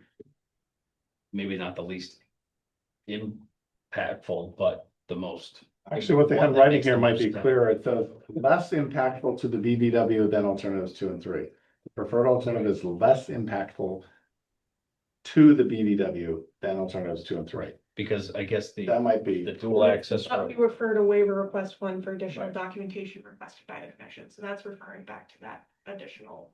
Right, I left that part off just because I was focusing on the less impactful. But that alternative isn't necessarily a noticed alternative because it's non-jurisdiction. No, it is this. It's Just because they explained it to us, that I don't think that it's not an alternative that we necessarily can consider within our jurisdiction because it is outside of our jurisdiction. Stacy's hand is raised. Mr. Okay, Chair. go ahead. Yeah, I was just gonna suggest perhaps the waiver of the vernal pool buffer zone because it's the least impactful practicable alternative. If that Yeah. Yeah, added word helps. practicable is the word Hannah was looking for. Thank you. Okay, do we have enough of a sense of what, or do we have Hannah read her note or something so we know what it is we're voting on? I just didn't want to open this up to potential appeal of us claiming it the least impactful alternative when just it obviously is not. Okay, does anybody need to have Hannah read this or are you good to vote? Motion to approve waiver number 3 for the least. What was the word again? Sorry.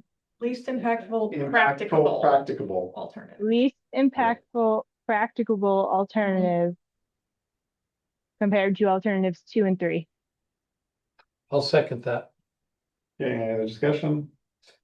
Okay, Pam, You come back around to me. this was by the way, since I believe didn't you make the motion? No, I already. Oh, sorry. Already. So it was to approve it, okay. What's that?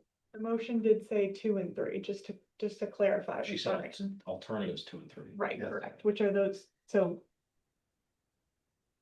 Didn't mention the dual access alternative, is that on purpose or? Coincidence. Anyway, who's gonna vote? No, the question was, do you want to include, since you made the motion, Hannah wants to make sure she's got it right here, anything about alternative one, the dual access? It's I just mean, we referring to already- alternatives 2 and 3, which I don't lost track of think what it 2 and matters. 3 were. What's that? I don't think it matters because we already voted on alternative 1, whatever alternative 6. I don't know. And we are moving past that, and it's still the most practical, regardless. I'm still a little bit confused. So waiver 1 was just, you don't need any more documentation to make your finding. I mean, to give Now we're making that. Now you're essentially making. No, but that was specifically on the alternative route. Yeah, but that we don't need more documentation on it, not that we can't consider it as an Correct. alternative. Right. So unless, again, what Hannah's saying, unless Ariane, you specifically meant to exclude the dual access alternative, we're saying to clean it up, we should include that verbally in the motion. Fine. Motion to approve the waiver number 3 for alternatives 2, 3, and whatever the other one is, dual access road, based on being the most feasible, practicable alternative with buffer zone impacts, something. And I will second that. Is that better? Yes. She just included all the alternatives. That was about it. Right, for least impactful, practical. Okay, that was buffer zone. Okay. There's no other. Oh yeah, least we- impactful. Yes, impactful, practical. Okay, so we have motion and a second, any discussion? No. Okay. Nicole, Aye. Don, Aye. Ariane, Aye. Steve? Aye. James is abstaining? Yeah. Okay, and Pam? No. Okay. 4-1. It passed. Pass. Okay, so that one is, okay, so we have a yes on waiver 3, we have a yes on waiver 1, we have a no tent right now on waiver 2 and waiver 4. Summary, There's trees. trees, Helipath. So, Was this the I one you think you wanted? guys already kind of talked about that's the last.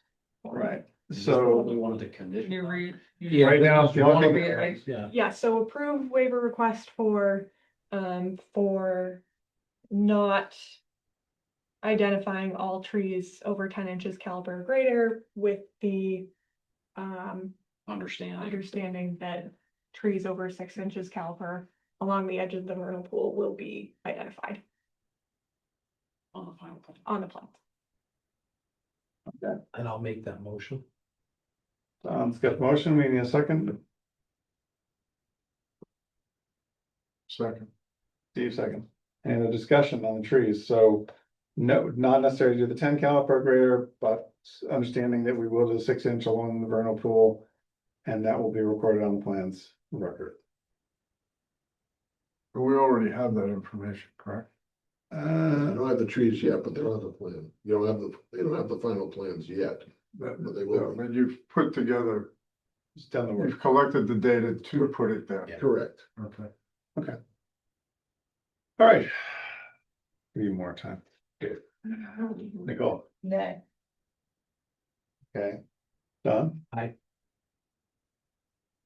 Steve? Yeah, Or about Ariane. Oh, oh, yeah, so, Nay. nay, Ariane, Aye. for you too, right? That's where your fingers counting in, for you too, so that's an aye. Can I make a suggestion on two? What's that? That we have 3 motions to approve and 1 motion to deny. Is there an advantage to flipping that number 2 to approve and let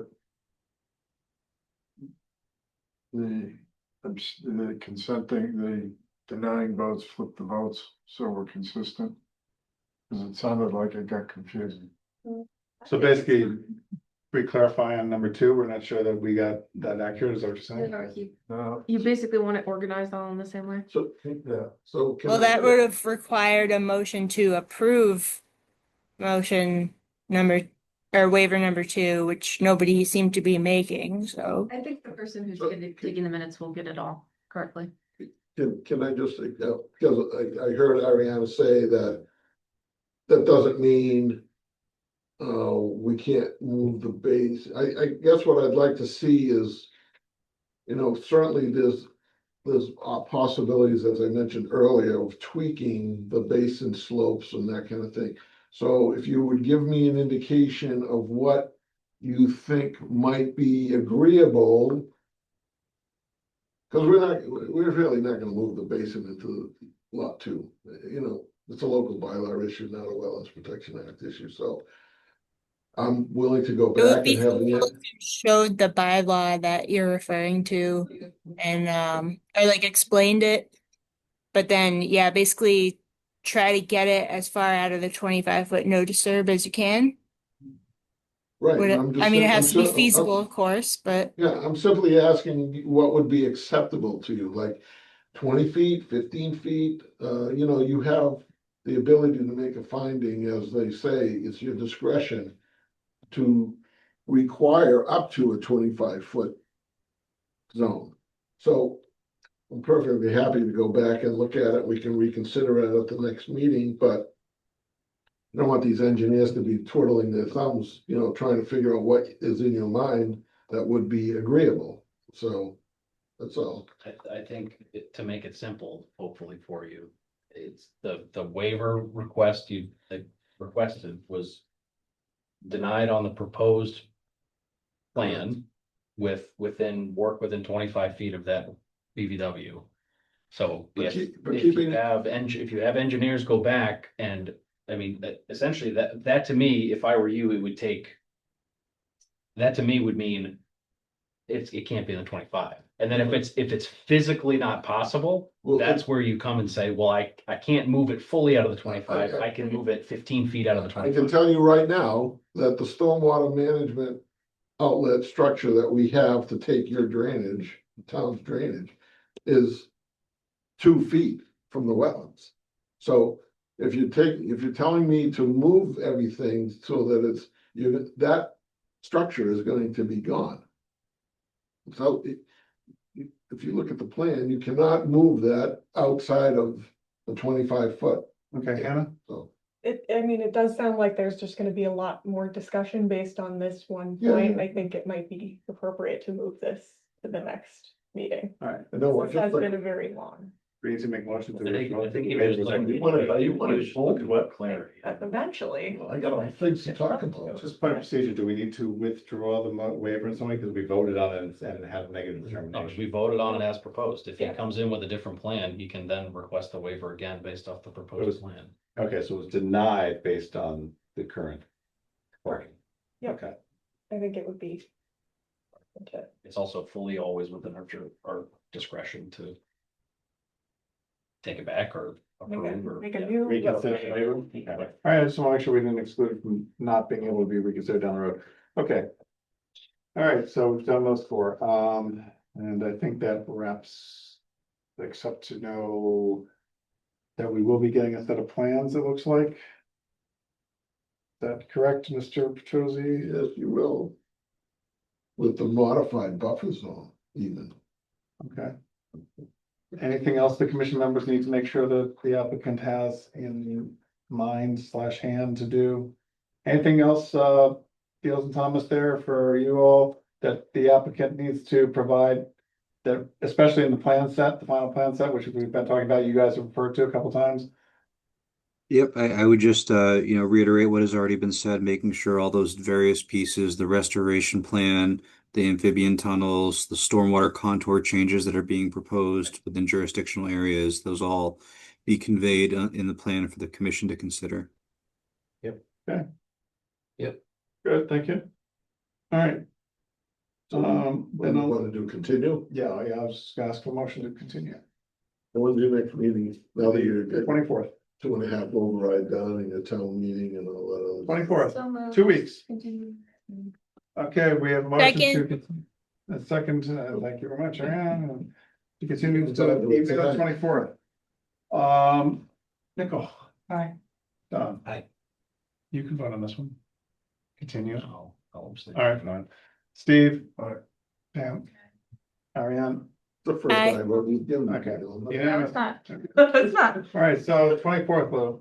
Okay, great, thank you. All right. Can I impose upon the commission for just 5 minutes? I need to get through these, just give me a minute to go through all these things, 'cause we're gonna read these all off and just approve them. Lou was asked for a moment to talk about something else, before he came in, I said. Continue with you have. Again? Yeah. They gave us a set of plans. I guess at least they're doing something.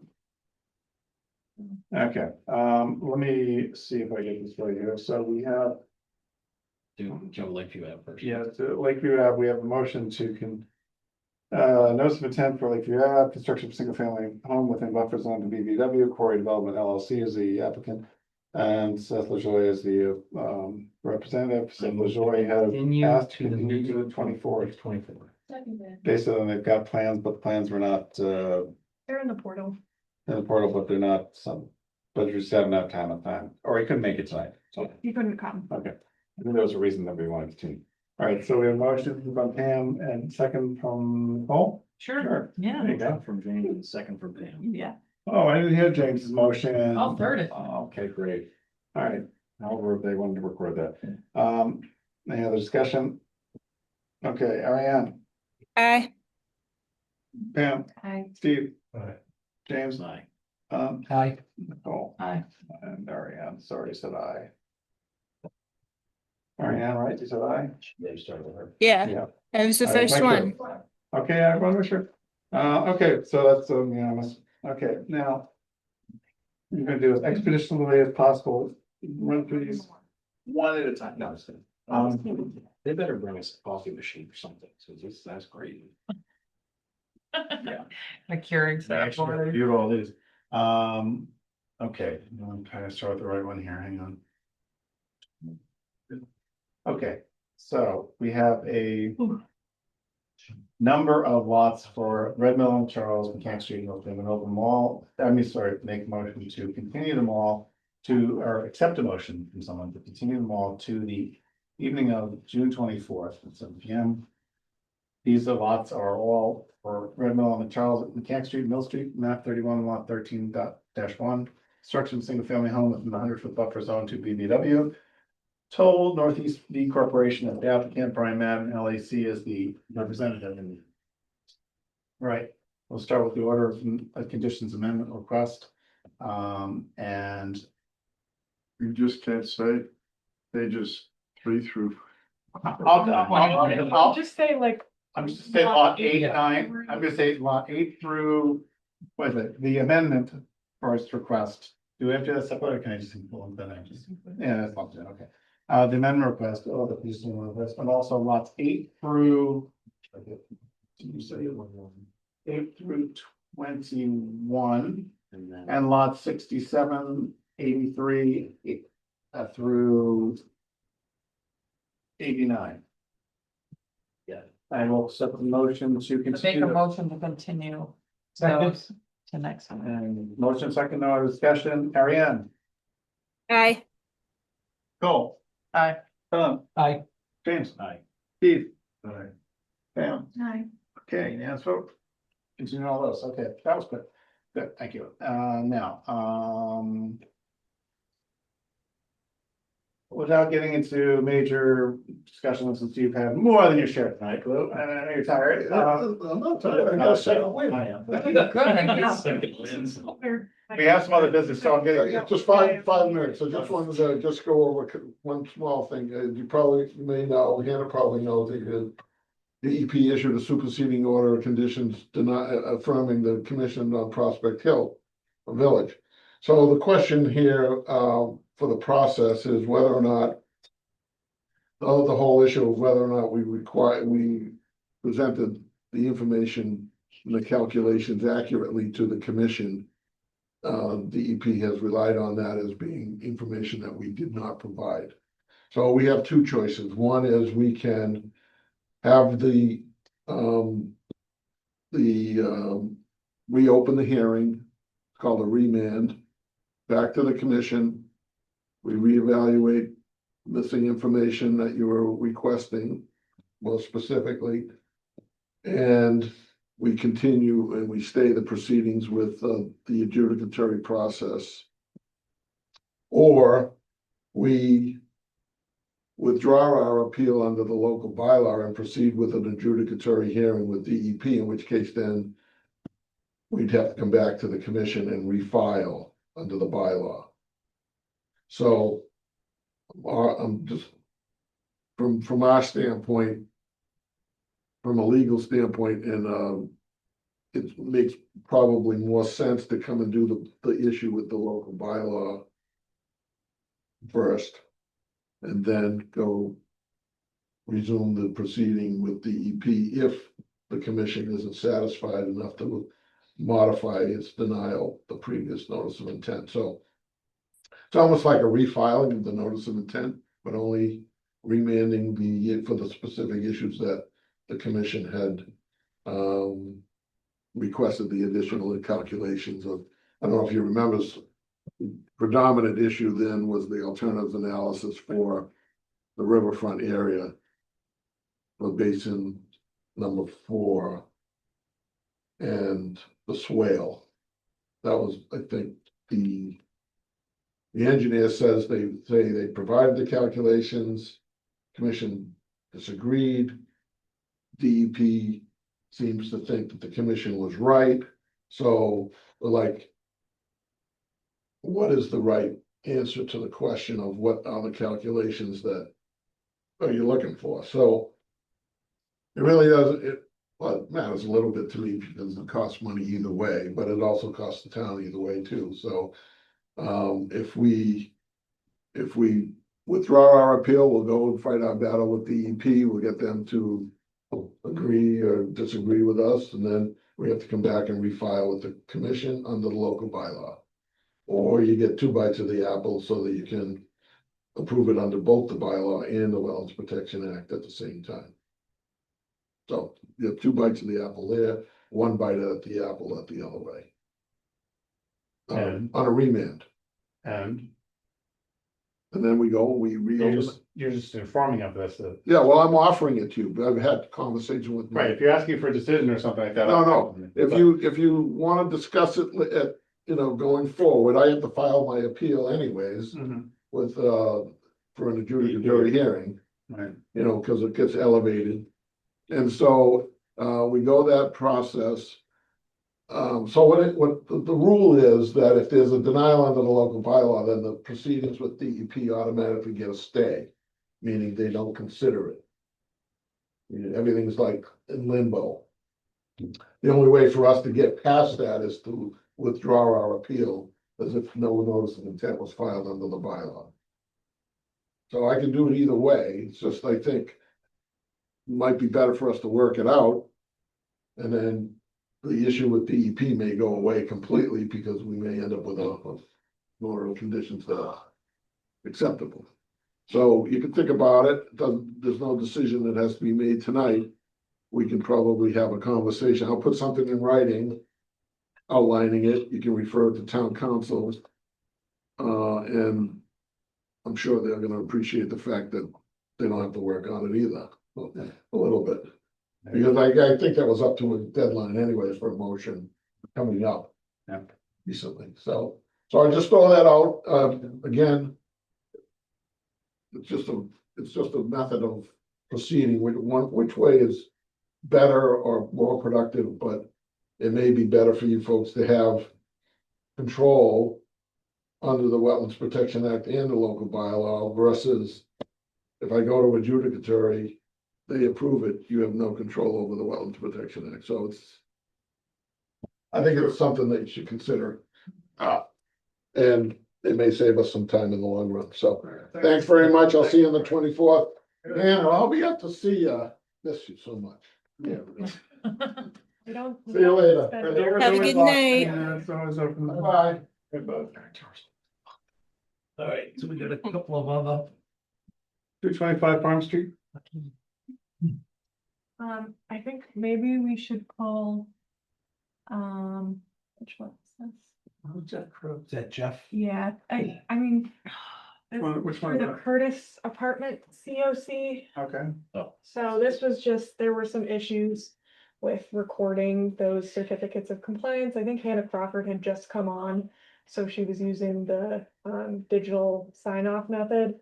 And she hadn't had that approved at the registry of deeds yet. So there was some issues with the recording, and then they also found out later that some of the notes for the book and page that the order of conditions was listed on, some of those references were also a little bit off. So just made those corrections, and this would just be to vote based on previous testimony from the past administrators that this was done per the approved plans.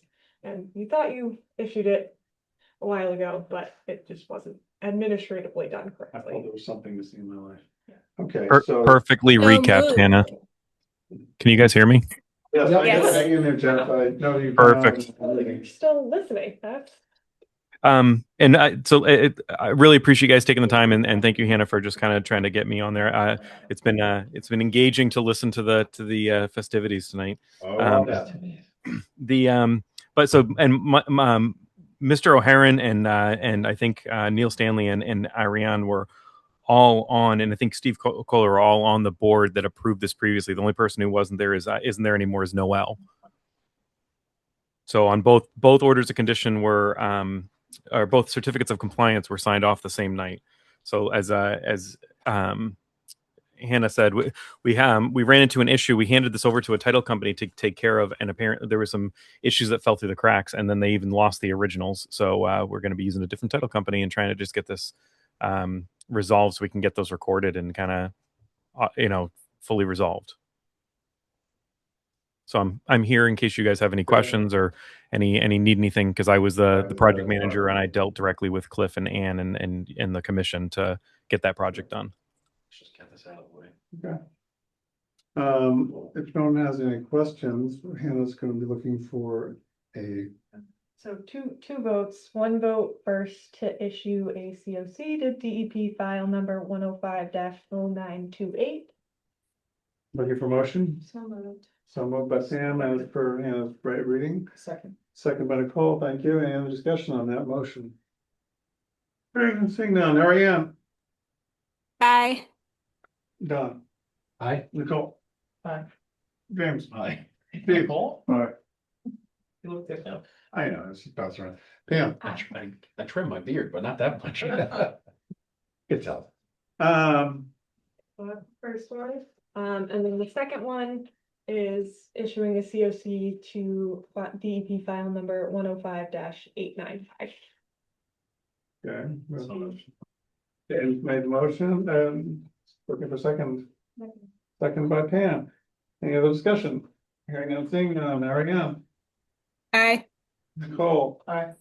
Steve, Don, Aye. James, Aye. Pam. Aye. Mike, aye, okay, unanimous. Thank you.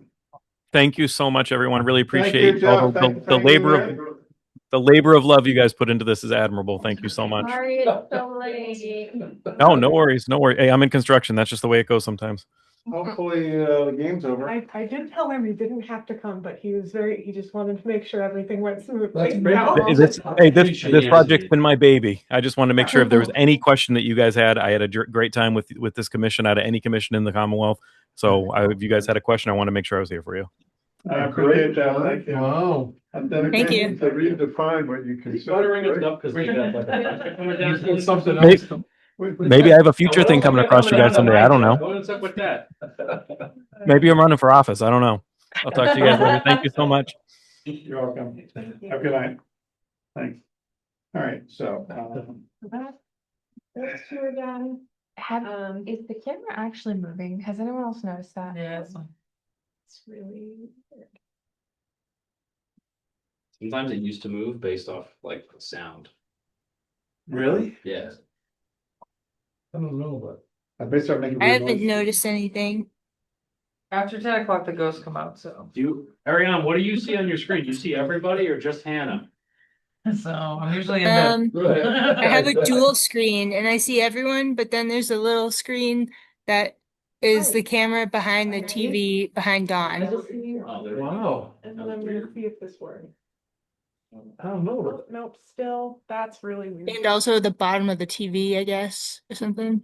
Alright, What? gonna keep going like this as it's happening. It's not doing that on my screen, It's just so. a three of us. As long as the audio works, that's what Yeah. matters. That's good enough. Okay, so 225 Farm Street COC, this was the project. If you guys remember, there was that 25-foot no disturb zone that was supposed to be no disturbed, but there was just mowing, so everything else had been done. He had the certificate of compliance for the septic system with Board of Health. All that was done. It was just taking out some of the edging and letting stuff regrow. So he did that. So he did all that? Yeah, he did all that, and Yep. I think it's fine to just close that one out and issue the COC for that. I'll move to issue that COC. I'll second it. Any other discussion? Hearing and seeing none, Ariane, Aye. Nicole, Aye. Don, Aye. James, Aye. Steve, Pam. Aye. All right, unanimous vote, thank you. We probably, I don't know if you guys even want to get into this. We can move the beaver policy. That's, it's. Sounds Unfortunately, good, it has Sam. been taking over my life, so I would like people to review it, like, after I Flappable. review it. So and then where next is it? 'Cause I time- actually was looking for it If you yesterday. click if you It's in there. click the link in the portal, it should Which- just pop right Yeah, up. but where in the port? Maybe I went to the. Weird. Bellingham weird, Beaver and because there's no- Muskrat there's no Management, beaver. that is kind Yeah, of funny no, to me, I don't know why. Well, there's I'll tell you, there's a lot. Beavers Right. aren't even in North. Lake Street's flooding now because of it. I'm so It's pro good, beaver and you're but- never gonna do that. The issue between, I mean, because it's such a weird Board of Health thing, it's mostly with them, so it's coordinating with them, DPW, private homeowners. It's taken over significant portions of my life and I just Speaking like of it. significant portions, I want to call out Hannah for her outstanding efforts for that very lengthy report and detailed report with pictures and everything else that you submitted to us, for the, I did it mostly. no, it wasn't the town meeting stuff, it was, You were just. site stuff, I have to look at my notes. But I was like, wow, she put all this stuff together, all these pictures, and all those other reports, so forth, site stuff. Come Oh my on. God, I I do a lot of site reports. I know. I don't know which one you press by, but. Well, anyway, get- Pretty good. Yeah. I'll have to wait till tomorrow and find it again, and I'll send a note to everybody, so you Yeah. know what I'll else I scratch got. Susie, scratch saying. Yeah, a little bit of America. Hannah, did the Board of Health come up with this beaver trapping plan? The the beaver management plan? No, that was me. No, well, the trapping plan mentioned in the flow chart. The trapping is managed by Board of Health, yes. We don't really have any regulation over that. Well, the state has. I don't think they do That's either. No, so we can discuss the beaver stuff more at a different point if you guys would like, and I can upload more documentation for that, but it is a really weird state law that puts a lot of that with the boards of health. So they're the ones that trigger most of this stuff.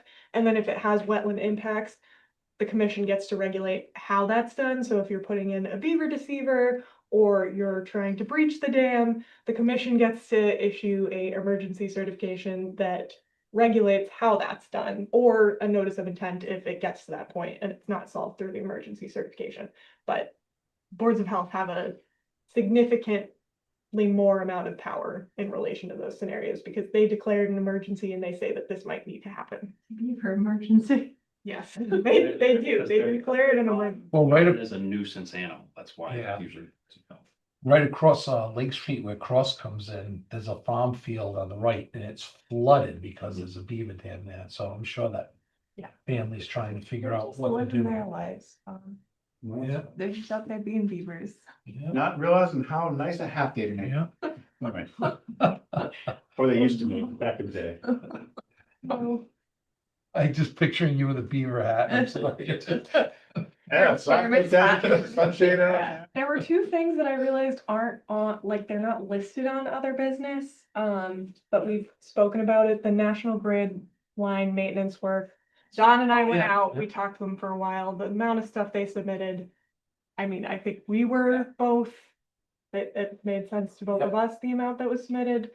If anybody else A lot of sites. feels very I passionate don't- about it and they're like, no, you need to submit an RDA, you know, can vote to make them do that, but I think Yeah. it was based on the pretty- information that was. You know, and, submitted. and Hannah did a great job. You have a lot of patience. Because we went through every single site they had. Looked at every tree that they were gonna cut down pretty much. You know, I think they were being pretty reasonable in terms of what they were trying to do, and they, I don't know if they responded. We gave them a lot of comments on certain areas, you know, does this tree have to go? Right, yeah. Can I That just kind of lop thing. this one off? Yeah. Is any of that in the portal? And they Yep, were, so it's all in the portal Yeah, under they new were very information amicable. on National Grid line maintenance work. If you click on that, it brings you to a folder that has the staff memo that I did from that day, has all the DPU information that they submitted, the best management practices That's they probably- submitted, and then Over the the one. letter that they wrote to the Conservation Commission It's very requesting thorough. that it just be reviewed informationally. Information from the DPU. Just about the extended, like why the line maintenance areas were so large in that area, saying that you have to have like a maintenance plan for certain areas. Jurisdiction on the distribution lines. This is just, if you guys want to review more, I don't, right. I think what happened is they just tried to throw a bunch of info to make me quiet, but Didn't work. That- just my opinion. I mean, that's. Didn't work. They didn't know who they were dealing with, yeah. That's, Hannah and Don. I asked for an RDA, this is what they submitted. Seemed reasonable, but that's only my opinion as the agent administrator, so that's, you know, you guys' call. If this is gonna take a while for them to do, it's like a very long thing, so you have more time to review, and then next meeting, you would like them to submit an RDA and you take a vote on that, that's up to you guys. So all of the information I got from them is in the portal. So, and if you go out to the roadways, most of the trees are marked. If you would like to take a look at those, and they even said, if you would like to set up another site visit, let us know. We're happy to do that because other people couldn't make it. So let me know if you want me to set that up. 104 Lakeshore Drive EO. That one dropped through the cracks because I issued the two other ones and then this one needed a little bit more finagling. So this one got like pushed to the back of the pile because it was like, okay, they're not doing this immediately. So not as crazy, but I did write that up and I have that you voted on this date and that we were gonna issue it after this meeting. So- 104 is the furthest one with the least amount of impact. Correct, yes. Yep, so if you guys wouldn't mind just signing this one, that would be great. Because you guys did already vote to issue the enforcement order. It was just a matter of writing it up. We don't even need to vote on this one. So those were the two that I neglected to put on other business. Well, 11 plan change after the fact. This is another one that Have to move it over a little bit. they moved it further into the buffer zone. I don't know if you've got a chance to review the information in the portal. They were like, oh, it can't be this close to, Propane tank has to be 10 feet Yeah. away, close, whatever, yeah. I mean, it did get moved further into buffer zone and they did not request that prior to, and there was stockpiling. I mean, Dawn was out there when we went out there. There was stockpiling into vegetated areas rather than keeping it on the roadway. I mean, I was a little bit frustrated with that. There's a lot of space, no erosion controls around the new area that they had moved to. They do have erosion controls in now and the stockpiles business. So they were The responsible. propane tank was moved to comply with the NFPA. They didn't look at that before making the plan. I'm Yeah, pretty I sure I remember that. remember the propane tank being on the plan. I was gonna say, they didn't know this from the beginning. I guess not. So, Oopsie daisy. I mean, Kaboom. if you'd like them to resubmit, you can make them resubmit, or it can just be a after the fact plan change with the updated. Not like they can move the stuff. propane tank back closer, they have no choice, but. Right. I mean, It what would've was been nice what was to the do. difference in the field, would you say?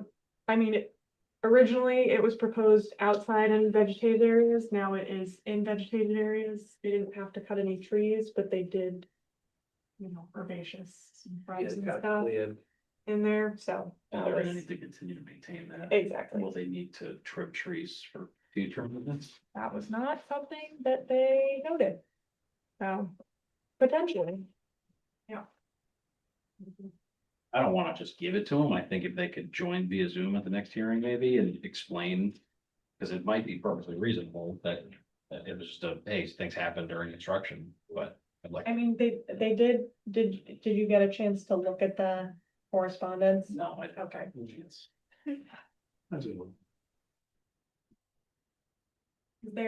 I did have them write up why they made the change, Oh. what they were proposing to do. And show the plan change on a adjusted plan, so, and they did, and that's in the portal, so. Yeah, I take the. Andrew McDonald was. Yes. Right. That's that one, and then the last thing, other than minutes, is 3 Duhamel Way. That was the gentleman that came in for a 1-year extension because the, as-built plan didn't have like the limit of clearing, or it was just the house foundation, which was actually constructed a little bit closer to the road and further away from the buffer zone. And the builder also, instead of putting up the fencing that they were supposed to and clearing to the 50-foot as the permit they had, and then just putting up the fencing there. They didn't clear all the way to the 50-foot, they cleared to like 60 feet and then put like a stone wall. Not a full stone wall, but like just some boulders and stuff. So when they came, it sounded like he came and spoke, and there was a little bit of conversation about that, and you guys had said you were amenable to just allowing some posts behind the rock wall instead of doing the fencing, which Down the hill and you'd be out, Yeah. supposed to be out of sight, Right. yeah, I remember reading that. yeah. So I just, before he like went and did that, I just wanted to, this was He's willing to move it up email further. that we're gonna, Sounds that's what closer. I was like, as long as it's, like, if you're willing to kind of Right. lose the 10 feet and put those no disturb signs out there. Wait, Like, I think that's fine, and, not even like, originally I was like, well, when you do the fencing, we usually do every 10 to 15 feet, there's posts, but if you already have the rock wall, he was like, does it make sense if I can just put like 3 length of posts on the end and then the midpoint with the no disturb sign? And I said, I want to ask before saying Or my that's stone wall on this one. you go put that effort in, but I think that that sounds reasonable. So as long as you guys don't have any issues with that, I will let him know that. Sounds good, fam. Rock on. Great. So I don't know if you want to approve minutes or, I read mean, them. it's already 10:49, so They- might as well, right? They look good to me. I read them. Or it's already 10:49, we could push it. Another option. I mean, did anybody read the minute? Okay. They look good. Okay. There was only one word, but I'm not gonna bring it up. With minor. Do we have enough people to just vote on it? It's good to me. All right, so we have 4. We accept the motion to someone of revenue I'll make a motion to approve the minutes I'll second that. for, Wednesday, May 13th, thank you. 20. We have motion and second, any discussion? All in favor, Ariane, Aye. Nicole. Aye. Don, Aye. Steve. Aye. Sam. James. Let's see. Abstain. Okay. Unanimous, 6, 3 abstention. All right. Motion to close. Second. You don't want to go through the beaver? Just kidding. You Ariane, can do that tonight, obviously. say goodnight. Aye. Have a good night. Wait, he made a motion, but we haven't voted on it. And she's voting right now. Oh. Darius voted, Nicole, Aye. Don, Aye. Steve. Nay. Okay. Pam. Make a motion. And James. Aye. All right, thanks, Ariane. Thanks, Ariane. Thank you. I actually don't think. Bye. Have a good night. Thank you.